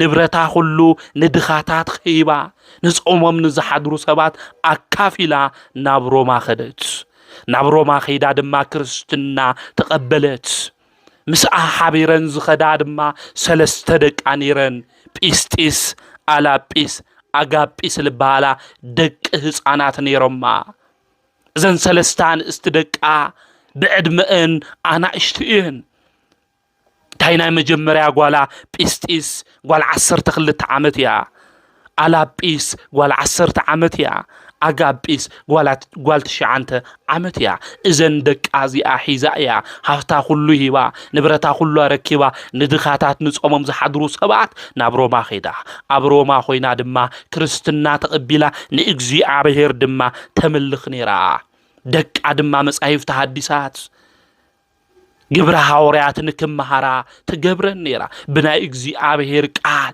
ብጥበብን ብምስትውዓልም ድማ ንደቃ ትዕብየን ነይራ ንሰማዕይትነት ክፈርሓ ከም ዘይብለን እውን ትመኽረን ትምዕደን ነይራ እዛ ሰበይቲ እዚኣ ኣብ ልዕሊአን ድማ ጸጋ እግዚአብሔር ነበረ ኣብ ልዕሊአን ጸጋ እግዚአብሔር ስለ ዝነበረ ድማ ስለ ክርስቶስን ስለ እግዚአብሔር ምምስካር ኣይሓፍራን ኣይፈርሓን ነይረን ኣብ ሮማ ከተማ ኮይና እግዚአብሔር ክትምልኽ እንተላ ንአርጤምስ ጣዖታይ ትሰግዲ ነይራ ኣብቲ ዘመን እሱ አርጤምስ ነይሩ ጣዖት ሮማውያን ዘምልኽዎ ኣነ ንጣዖት የሰግዲ ንእግዚአብሔር ዝሰግድ እናበለት ኣብቲ ዘመን እሱ ዝነበራ ኣንስቲ እውን ንእግዚአብሔር ክፈርሓ ንእግዚአብሔር ከኽብራ ናይ ጥበብ ሁሉ ጥበብ ናይ መጀመርያ ጥበብ ሁሉ እግዚአብሔር ምፍራሕ ምዃኑ ቀዳሚሃ ለጥበብ ፈሪሃ እግዚአብሔር ከም ዝተባሃለ ሁሉ ንእግዚአብሔር ክፈርሓ ከም ዘለውን ተመኽረንና ትግስጸን ነይራ ለባም ጥበበኛ መስተውዕሊት ሰበይቲ እያ ነይራ ቅድስቲ ሶፍያ ኣብቲ ከተማ ድማ ተሰምዐ ንአርጤምስ ዘይሰግዳ ናያ ቃል ድማ እናሰምዓ ስርሐን ዝዘንግዓ ኣንስቲ እኒኦዋና እዛ ሰበይቲ እዚኣ ክትሕተት እኒእዋ ኢሎም ኸሰስዋ ኣብቲ ዘመን እሱ ድማ ዝነበረ ንጉስ እንድርያኖስ ተባሂሉ ይጽዋዕ ንጉስ እንድርያኖስ ካዲ እዩ ናይ እግዚአብሔር ሹም ዘይፈልጥ ንእግዚአብሔር መስዋዕቲ ዘይቅርብ ንአርጤምስ ዝሰውእ ሰብ ነይሩ እዚ ሰብ እዚ ናብ ገዝኡ ድማ ጸውዐን ናብ ገዝኡ ምስ ጸውዐን ድማ ናፍቲ ቤተ መንግስቲ ምስራዓየን ብጣዕሚ ምልኩዓት ጽቡቃት ቆልዑ ከምኡ እውን እንአን መጽዓ ብመልክዕን ንኹሉ ሰብ ባህ ዝብላ ደስ ዝብላ እየን ነይረን እዘን ኣናእሽቲ ህፃናት እንቲ ንጉስ ናብ ገዝኡ እትይው ድማ ሓተተን ናብ ገዝኡ እትይው ድማ ክሓተን እንተሎ ዘምልኾ ኣምላኽ መን ምዃኑ መድሓኒት ንሱ ኢየሱስ ክርስቶስ ብግልጽ ነገርኦ ኣረድኦ እቲ ስኻ ጠጠው ዘበልካዮ ጣዖት ግን ዘይሰምዕ ዘይናገር ንሕናይ ንሰግደሉ ኢለን ተናገራ ንግዚኡ እቲ ንጉስ ኣይተናደደይ ሰለስተ መዓልቲ ድማ ድግስ ገይሩ ኣብ ገዝኡ ተቐበለን ድሕሪ ሰለስተ መዓልቲ ድማ ንሶፍያ ጸውዓ ኣብዘን ሰለስተ መዓልቲ እዚአን ሶፍያ ንደቃት መኽረን ነበረት ንሰማዕይትነት ከይትፈርሓ ግዝያዊ ሞት ፈሪሕን ዘለዓለማዊ ሞት ከይረኽበክን ስቅያት እኳ እንተበዝሕና መከራ እኳ እንተበዝሕና ንእግዚአብሔር መንግስቲ ኢልና እንኸፍሎ ስለ ዝኾነ ኣብ ልዕለና ስቅያትና መከራ እንተመፀ እግዚአብሔር ከሓዱ እንተበለና ኣምላኽና ንሱ ኢየሱስ ክርስቶስ እዩ ንዑየን ክሕደይልኽን መስክራ ከይትፈርሓ ደቀይ ኣጆኹን ናይ ህይወት ኣክሊል ድማ እግዚአብሔር ክበና እዩ እናበለት ደቃ ንተጋድሎ ንክጅግና ንክብርትዓ ጥብዓት ድማ ንክህልወን ተመኽረን ነበረት ኣብዚ ሰለስተ መዓልቲ እዚ ድሕሪ ሰለስተ መዓልቲ ንሶፍያ ንጉስ ጸውዓ ንሶፍያ ጸዊዑ ድማ ክሓታን እንተሎ ሶፍያ ነገረቶ ኣነ ዘምልኾ ኣምላኽ እቲ ሰማይ ምድርን ዝፈጠረ እቲ ሰማይ ምድርን ድማ ዝሰርሐ ንዓይ ንዓኻን ዝፈጠረ መድሓኒት ንሱ ኢየሱስ ክርስቶስ እየ ዘምልኾ በለቶ ንአርጤምስ ስገዲ ንግስና ክበክእየ ሹመት ክበክእየ በላ ንሳግን ናይ ዝዓለም ዝሃፍቲ ሓላፊ እዩ ዝሽልማት እዚ ኣያድልኒ ኽብረይ ሽልማተይ እግዚአብሔር እዩ ኢላ ተናገረት እተን ደቃ ድማ ተጸውዓ እተን ደቃ ሰለስተ ጲስጢስ ኣላጲስ ኣጋጲስ ዝበሃላ ሰለስተ ህፃናት ተጸዊዐን ድማ ምስ መጻ እቲ ንጉስ ክሽንግለን ጀመረ እቲ ንጉስ ንስኽን ደስ ትብላ ምልኩዓት ጽባኽኽን መልክዕኽን ደስ ዝብል ህፃናት ይኽን ንዓቕመ ሂዋን ድማ የበጻሕኽኒ ከም ደቀይ ገይረ ግን ክዕብየክን እየ ደቂ ንጉስ ድማ ክትበሃል ኣይኽን ስለዚ ንአርጤምስ ንኹልና ዝፈጠረ ነዚ ኣምላክ እዚ ስገዳ ንዑ ኣምልኻ በለን ኣብዚ እዋን እዚ እዘን ህፃናት ተናገራ ንሕና ዝፀውዐና ንጉስና ኢየሱስ ክርስቶስ እዩ እናምልኾ ንዑ እዩ ኢለን ተናገራ ነቲ ዘይርኢ ዘይሰምዕ ንስኻ ጠጠው ዘብልካዮ ጣዖት ግን ኣይንሰግድ ይበላ ኣብዚ ግዜ እዚ ንጉስ እንድርያኖስ ተናደደ ብጣዕሚ ድማ ተበሳጨወ ንብስጢስ ድማ ንበይና ፀውዓ ጓል 12 ዓመት ህፃን እያ ሓደ ብሓደ ድማ ክሓተን ጀመረ ጲስጢስ ኣነ ከምልኾ ዝግብአኒ ንእግዚአብሔር እዩ ነቲ ንስኻ ብዕብደት ብምዕዋር ኮይንካ መንፈስ ንዛቆምካዮ ጣዖት ኣነ ኣይሰግድን በለቶ ጲስጢስ ጓል 12 ዓመት ከምዚላ ክትናገር እንተላ ነቲ ጣዖት ድማ ክታዋርዶ እንተላ እቲ ንጉስ ደስ ስለ ዘይበሎ 12 ወታደራት ፀዊዑ ዕርቃና ገይርኩም ግረፍዋ በሎ 12 ወታደራት እናተፈራረቁ ነዛ ህፃን እዚኣ ብለጋ ዕድማኣ ገና ዕፅምታ እኳ ከይጠንከረ ጓል 12 ዓመት 12 ወታደራት እናተፈራረቁ ገረፍዋ ኣብቲ እዋን ዝነበሩ ሰባት ብጣዕሚ ተናደዱ እዚኣ እኮ ህፃን ቆልዓ እያ ንምንታይ ኢኹም 12 ወታደራት ኮይንኩም ትገርፍዋ ዘለኹም ኢሎም ተቆጥዑ ጲስጢስ እውን ከምዚላ ተናገረት ነብሰይ ክትቀትለይ ትኽእልን ስጋይ ክትቀትለኒ ትኽእል ኢኻ ነብሰይ ግን ክትቀትለኒ ትኽእል ምስ ኣምላኸይ ኢየሱስ ኮይነ ድማ ከሽንፈካ እየ በለቶ ድሕርዚ ናብ ሓዊ ደብረያ እቲ ሓዊ እውን ምንም ከይገበራ ውፅአት ዝተፈላለዩ መርዛማ ዝኾኑ መርዚ ዝሓዘ በርሚን ናብ ዘለዎ እእትውዋ በሉ እዚ መርዚ እዚ ኣካላት በጣጢሱ ዝድብሪ መርዚ ዘለዎ በርሚን እዩ ናብኡ ምስ ኣተውዋ ምንም ከይኾነት ወፀት ናብ ኣምላኻ ናብ እግዚኣብሔር ድማ ትጸልይ ነበረት እዚ መከራ እዚ ዝበፅሐኒ ዘሎ ስቅያት እልኽእለሉ መንፈስና ሓይሊ ሃበኒ በለት እወ ኩሉ ዝከኣል ብእግዚአብሔር እዩ በቲ ሓይሊ ዝህበኒ ብክርስቶስ ንኩሉ ክኽእሎ እየ ከም ዝበለ ቅዱስ ጳውሎስ ኩሉ ነገር ክንኽእሎ ንኽእል ብእግዚአብሔር ሓይሊ ዝህብ እግዚአብሔር ሓይልና እግዚአብሔር ስለ ዝኾነ ወገናተይ እዛ ህፃን እዚኣ እውን ጸለየት እግዚአብሔር እውን ሓይሊ ሃባ እቲ መርዚ እውን ምንም ከይገበራ እትሓውውን ምንም ከይነኸያ እትስቅያት መከራውን በትሪ ግርፋት እትኽእለሉ ሓይሊ እግዚአብሔር ሃባ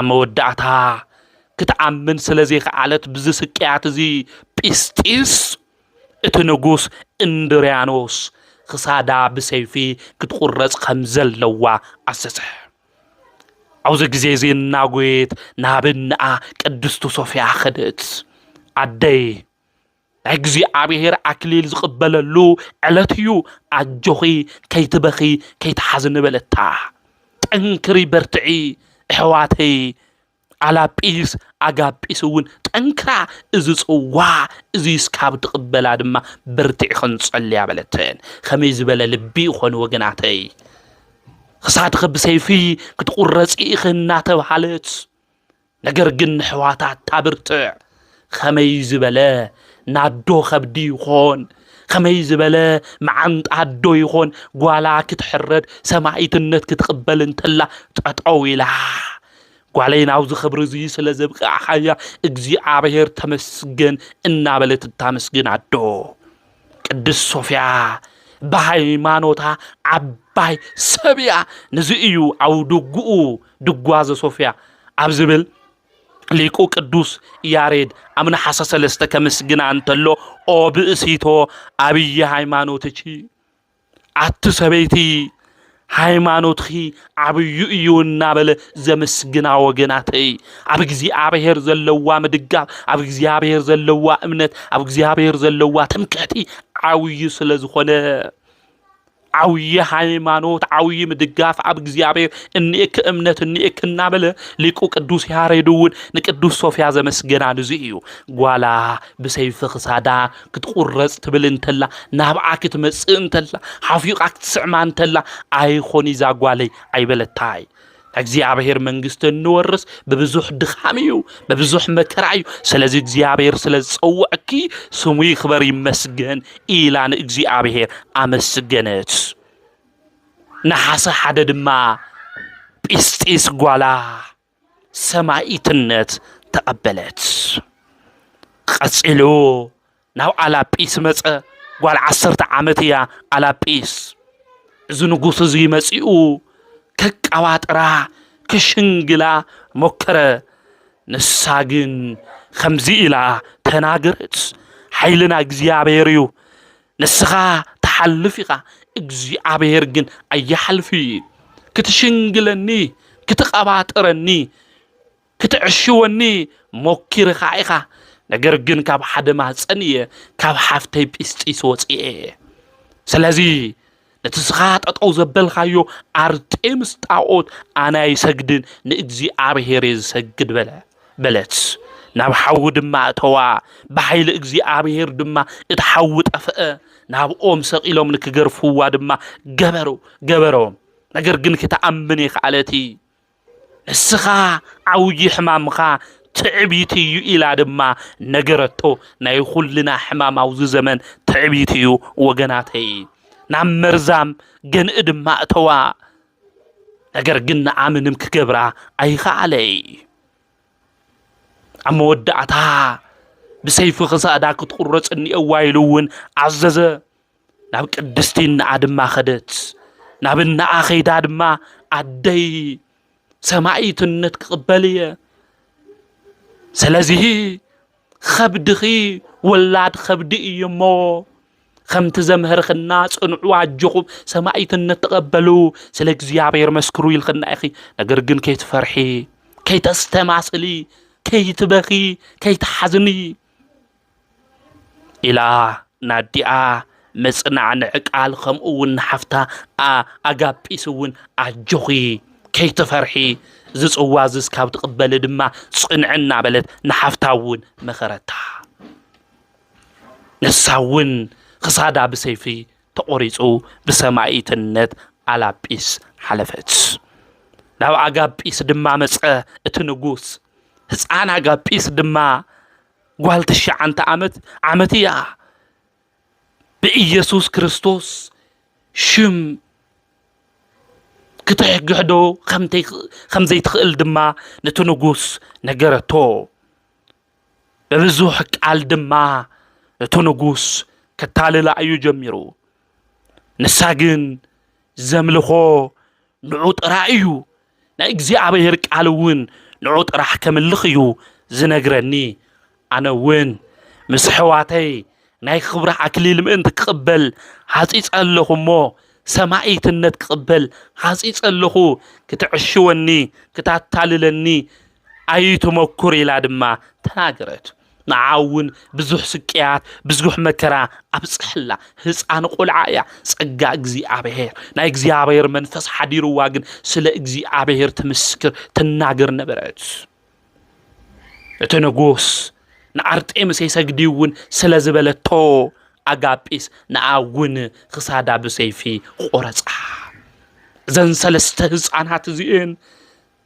ስለ እግዚአብሔር መስኪረን ንእግዚአብሔር የንክሕዲለን ሰማይትነት ዝተቀበላየን ናይ እግዚአብሔር ምስክር ኮይነን ጠጠው ዝበላየን ዘን ምስክራት እዚአን ዘድንቃየን ነፍስናውን ክትደለን ዝግባ ንዚአን እዩ ስለ እግዚአብሔር ዝመስክራ ንንጉስ ከፈርሓ ህፃንነተን ከይሸወደን ምድራዊ ነገር ከብህገን ስለ እግዚአብሔር መንግስት ስለ እግዚአብሔር መስኪረን በሰማይትነት ስለ ሽሙይለን መከራ ተቀቢለን ዘሐለፋየን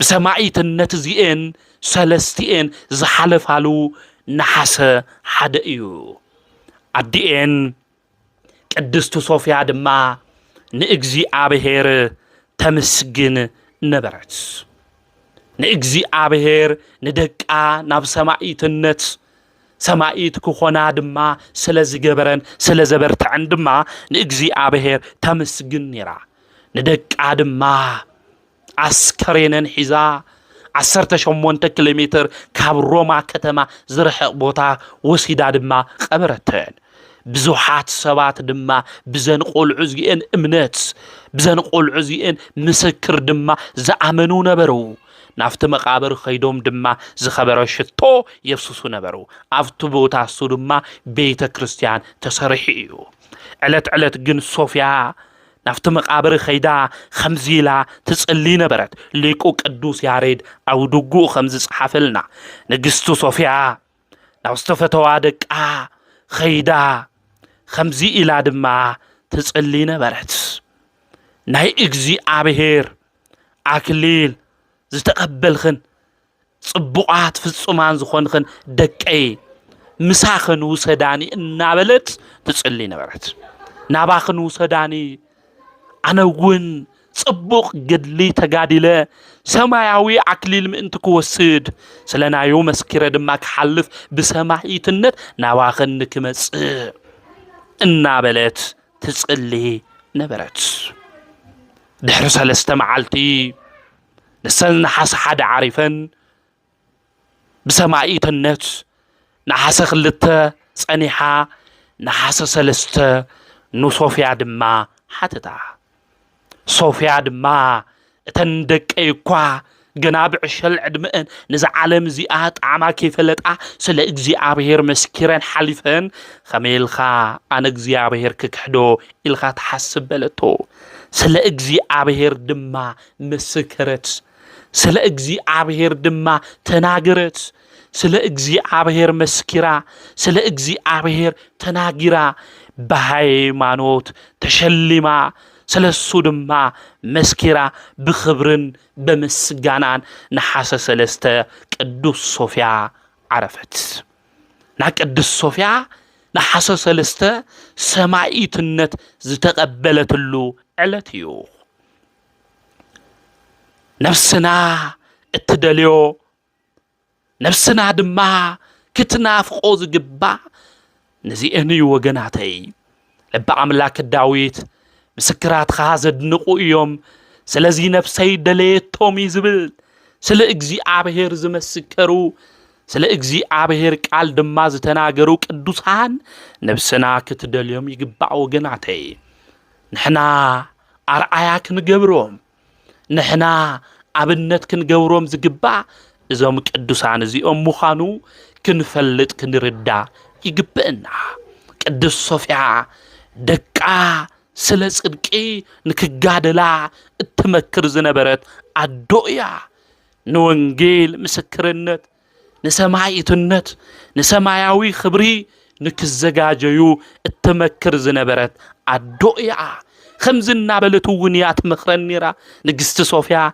سلا صدقي نكن نقادل واغانا نكن قبل تسفانا نكن ركب دك اي وصونا بلتيا تمكر ناي دك عالبونا نسمعيتنت نتبعات تدفافر زنبرت صنعاتنا برتعز حزله نايعدنت مخري تمكر زنبرت يا قدوس صوفيا لقاون تبيت كريستيان قدوس صوفيا ببيت كريستيان يمسلوايو قدست بيت كريستيان دق امئمنان سلا صدق نكنغادل واغانا نكنقبل تسفانا دما نكنركب ناب سمايتنت بوتا وصونا بلت تنغرنا يا زتسوره زتحابئ زي تخفت زتخدن نجر يلن سلازي اي تفرحو مس علواويان نغستات مس منافقان ጳጳሳት ተጋደሉና በለት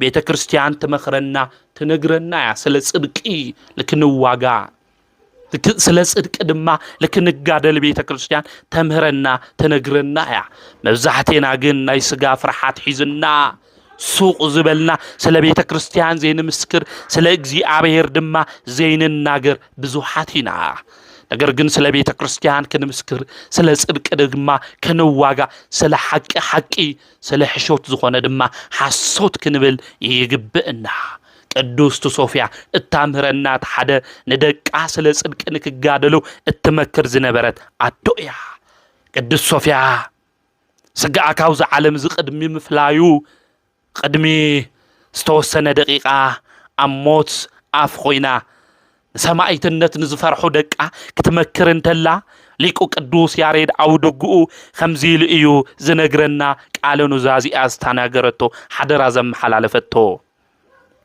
ንግስቲ ሶፊያ ከምዚ በለት ደቀይ ውፁ ተጋደሉ መንግስተ ሰማያት ንክትወርሱ ውፁ ተጋደሉ እናበለት ብክብሪ ዓረፈት ይዝብለን ንሓሰ ሰለስተ እናተናገረት ብክብሪ ዝዓረፈቶ ቃል እዚ ማለት እዩ ብክብሪ تعرف انت اللي استناغرتو قال منغست سمايات نكتورسو دقي وصو تغادلو እግዚአብሔር መንግስት ክንወርስ እንኽእል ወገናተይ በብዙሕ ድኻም እዩ አው ዛብ ግብረ ሐዋርያት ምዕራፍ 14 ቁጥር 15 ናብ እግዚአብሔር መንግስቲ በብዙሕ ድኻም ክናአቱ ይግብእና እናበሉ ሐዋርያት አቦታትናውን አምሂሮምና ነጊሮምና እዮም ማለት ከም ቅዱስ ሶፊያ ዝበሉ ናይ ወንጌል ሓርበኛታት ዝኾኑ ናይ እምነትና ድማ ተጋደልቲ ዝኾኑ ዝወርሱዋ መንግስተ ሰማያት ክንወርስ እንድሕር ደሊና ኮይና ሰነፋት ክንኾን ኣይግብእናይ ብእምነትና ንዝመፀና ፈተናውን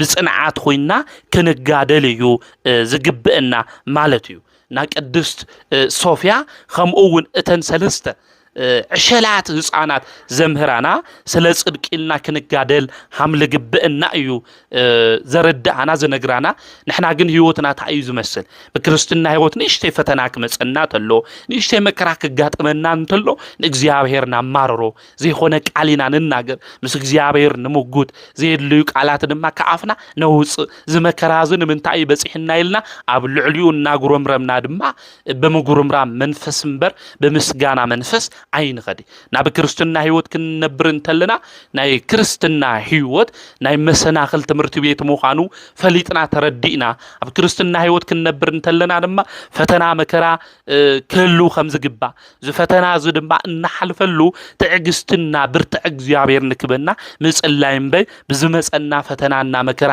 እና ጉረምረምና ናይ ጽድቂ ሽልማትና አክሊል ካባና ምእንት ከየምልጥ كنعجس يو زجبنا لبلنا مستوعلون يدلنا أي مالته نا قدس صوفيا خمؤون اتنسلست دقة عشلات زمهرانا سلس إدك إلنا كنجادل سلبيت كريستيان إلنا قصدي بيت كريستيان بزح فتنا يزلوا بزح مكرا يللوا نبيت كريستيان نجركوا بق أتاي توني عند حرتنا جيرس كله يفلت إياه كله تتناجير دما كود دعية زبال مثال أو نجرنيو مالتيونا تايتوني سقيل عارف أو جزائلي خون صلوت جير كيف ليبل النبل سوات النينا بيت كريستيان فليتنا يانا بيت كريستيان دحر فليتنا يا دما عرف في حزخا ندحريت مملاس يلي عرف في حزو ندحريت زتملسة منقصة أملاك يورسي إزبلمو ناي كريستنا معتو جيرنا نسألا جيرنا بيت كريستيان فليتنا يا تردينا يا سلا بيت كريستيان سلا صدق دما زي نجادل سلا بيت كريستيان مكرا زي نقبل ندحر خوينا جن منقصة أملاك خيملي نورس مفلات مرد عدلايو نهيوت عقلي ندحر كنقبل دلينا خوينا صبق زخونه جدلنا كنقادل يجبنا قدوس باولوس نودو تيموثيوس تمخرون تلو صبق زخونه جدل تغاديل اي سماياوي زخونه عقليل دما كقبل ينابل نودو كمخرون تلو رينا تملكيتنا اينامو كابزن ثلاثه حصانات زين خمون كاو قدوس صوفيا سلا امنتخا سلا ሃይማኖትኻ መምስካሪና ከሐፈሩ ከፈርሑ መምስካሪና እንመሃር ማለት ነፍስና ውን ክትደልዮም ዝግባ ነዞም ምስክራት ዘድንቁን እዚኦም ምዃኑ እዩ ዝግብእና እንዲዮም ቅዱስ ያሬድ ሃይማኖትኻ ዓውይ እዩ አትሰበይቲ ሃይማኖትኻ ዓውይ እዩ እናበለ ባሕረ ጥበባት ቅዱስ ያሬድ ንቅዱስ ሶፊያ ከድንቃ እንተሎ ንመልከቲና ንርኢና ሃይማኖት ዓውይን እሸይ ሓልይዎ ይኾነ ሃይማኖት ሓንቲ እያ ካልኣይ ሰለስተ ዝበሃል ብርክ ወይን ደረጃ ወይም ተዋረድ የብላይ ነገር ግን ብሕድሕድና ለሎ ግንዛበ ወይም ድማ ኣብ እግዚአብሔር ለሎ ምድጋፍ ምእማን ስለልፈላለይ ልብና ብእግዚአብሔር ለሎ ምርግጋዕ ከመ ኣማኒ ይፈላለይ ቅዱስ ሶፍያ ድማ ኣብ ልዕሊ እግዚኣብሔር ለለዋ ትምክሕቲ ተስፋ ዓብዪ ነይሩ እና አባይ ሃይማኖት እቺ እናበለ ወይም አብይ ሃይማኖት እቺ እናበለ ቅዱስ ያሬድ ዝናገር ለቅዱስ ሶፍያ ለዚ እዩ ማለት እዩና ሃይማኖትና ልጸንዕ ልበርትዕ ኣብ እግዚአብሔር ድማ ልተደግፍና ካብ ኻሊ ምድጋፍ ወፂና ኣብ ልዕሊ እግዚአብሔር ምድጋፍ ኣብ ልዕሊ እግዚአብሔር ምእማን ክኾን ይግቦ ለእግዚአብሔር ግዜ ክህልወና ይግባእ ግዜ ክንህልዎ ክንህቦ ይግብእና ብሙሉእ ልብና እውን ለእግዚአብሔር ክነኣምን እዩ ልግብእናና ካብዚ እንመሃሮ ብሃይማኖትካ ምጽናዕ ስለ ሃይማኖትካ ኢልካ ስለ ጽድቂ ኢልካ ድማ ምግዳል ንጉስ ዝኾነ ክርስቶስ ንክትቀበለው ድማ ብመከራ ምሕላፍ ልብል ካብዘን ሰለስተ ህፃናት ከምኡውን ካብ ቅዱስ ሶፍያ ንመሃሪናና ናይ ቅድስት ሶፍያ ከምኡውን ናይ ደቃ ቅዱሳን ሰማዕታት በረከተን ረድኤተን ኣማላድነተን ከምኡውን ብለምዓንቲ ዕለተ ሰለስተ ናይ ቤትና ናይ ቅድስተ ቅዱሳን ናይ ድንግል ማርያም ናብ ቤተ መቅደስ ዝኣተወትሉ በዓታ ለማርያም እናበልና ወርሓዊ በዓላ ነኽብር ኢና ንጽሕተ ንጹሃን ኣማናዊት ቤተ መቅደስ ናብ ዝፈርስ ቤተ መቅደስ ዝኣተወትሉ ዕለት ስለ ዝኾነ እዚ ዕለት እዚ ድማ ወርሓዊ በዓላ ልክነኽብር ሊቃውንተ ቤተ ክርስቲያን ዓዚዞምና እዮም እዚ ዘለናዮ ወቕቲ ጊዜ ድማ ጾመ ፍልሰታ እዩ ስለዚ ኣብዚ ጾመ ፍልሰታ እዚ ንሕና ሰውነትና ቤተ መቅደስ ጌርና ብንጽህና ብቅድስና መንገዲ ኾይንና ኣምላኽና ቅዱስ እግዚአብሔር እናመስገንና ቤትና ድንግል ማርያም ኣብ ቤተ መቅደስ ከም ዝኣተወት ኩሉ ንሕና እውን ናብ ቅዱስና ህይወት ንክንኣቱ እሳ እውን ናብ ገዛና ኣትዋ ንክትባርከልና ንኣምላኽና ናይ እግዚአብሔር ቅዱስ ፍቓድ ይኹንልና እዚ ጾም እዚ ብሰላም ብፍቕሪ ከም ዝጀመርናዮ ኩሉ ብሰላም ብፍቕሪ ወዲእና መልሲ ካብ እግዚአብሔር ተቐቢልና ናይ ድንግል ማርያም በረከት ድማ ናብ ገዛና ናብ ዓድና ኣትዩ ሰላምን ፍቕርን ልክንረክብ ንኣምላኽና ናይ እግዚአብሔር ቅዱስ ፍቓድ ይኹንልና ናይ ቤትና ናይ ድንግል ማርያም በረከታ ረድኤታ ኣማላድነታ ምስ ኩልና ህዝበ ክርስቲያን ይኹን ዘምህረና ዝገስጸና ናይ ኣቦታትና ኣምላክ ቅዱስ እግዚአብሔር ስሙ ዝተኸበረን ዝተመስገነን ይኹን ወስብሐት ለእግዚአብሔር ወወላዲቱ ድንግል ወለመስቀሉ ክቡር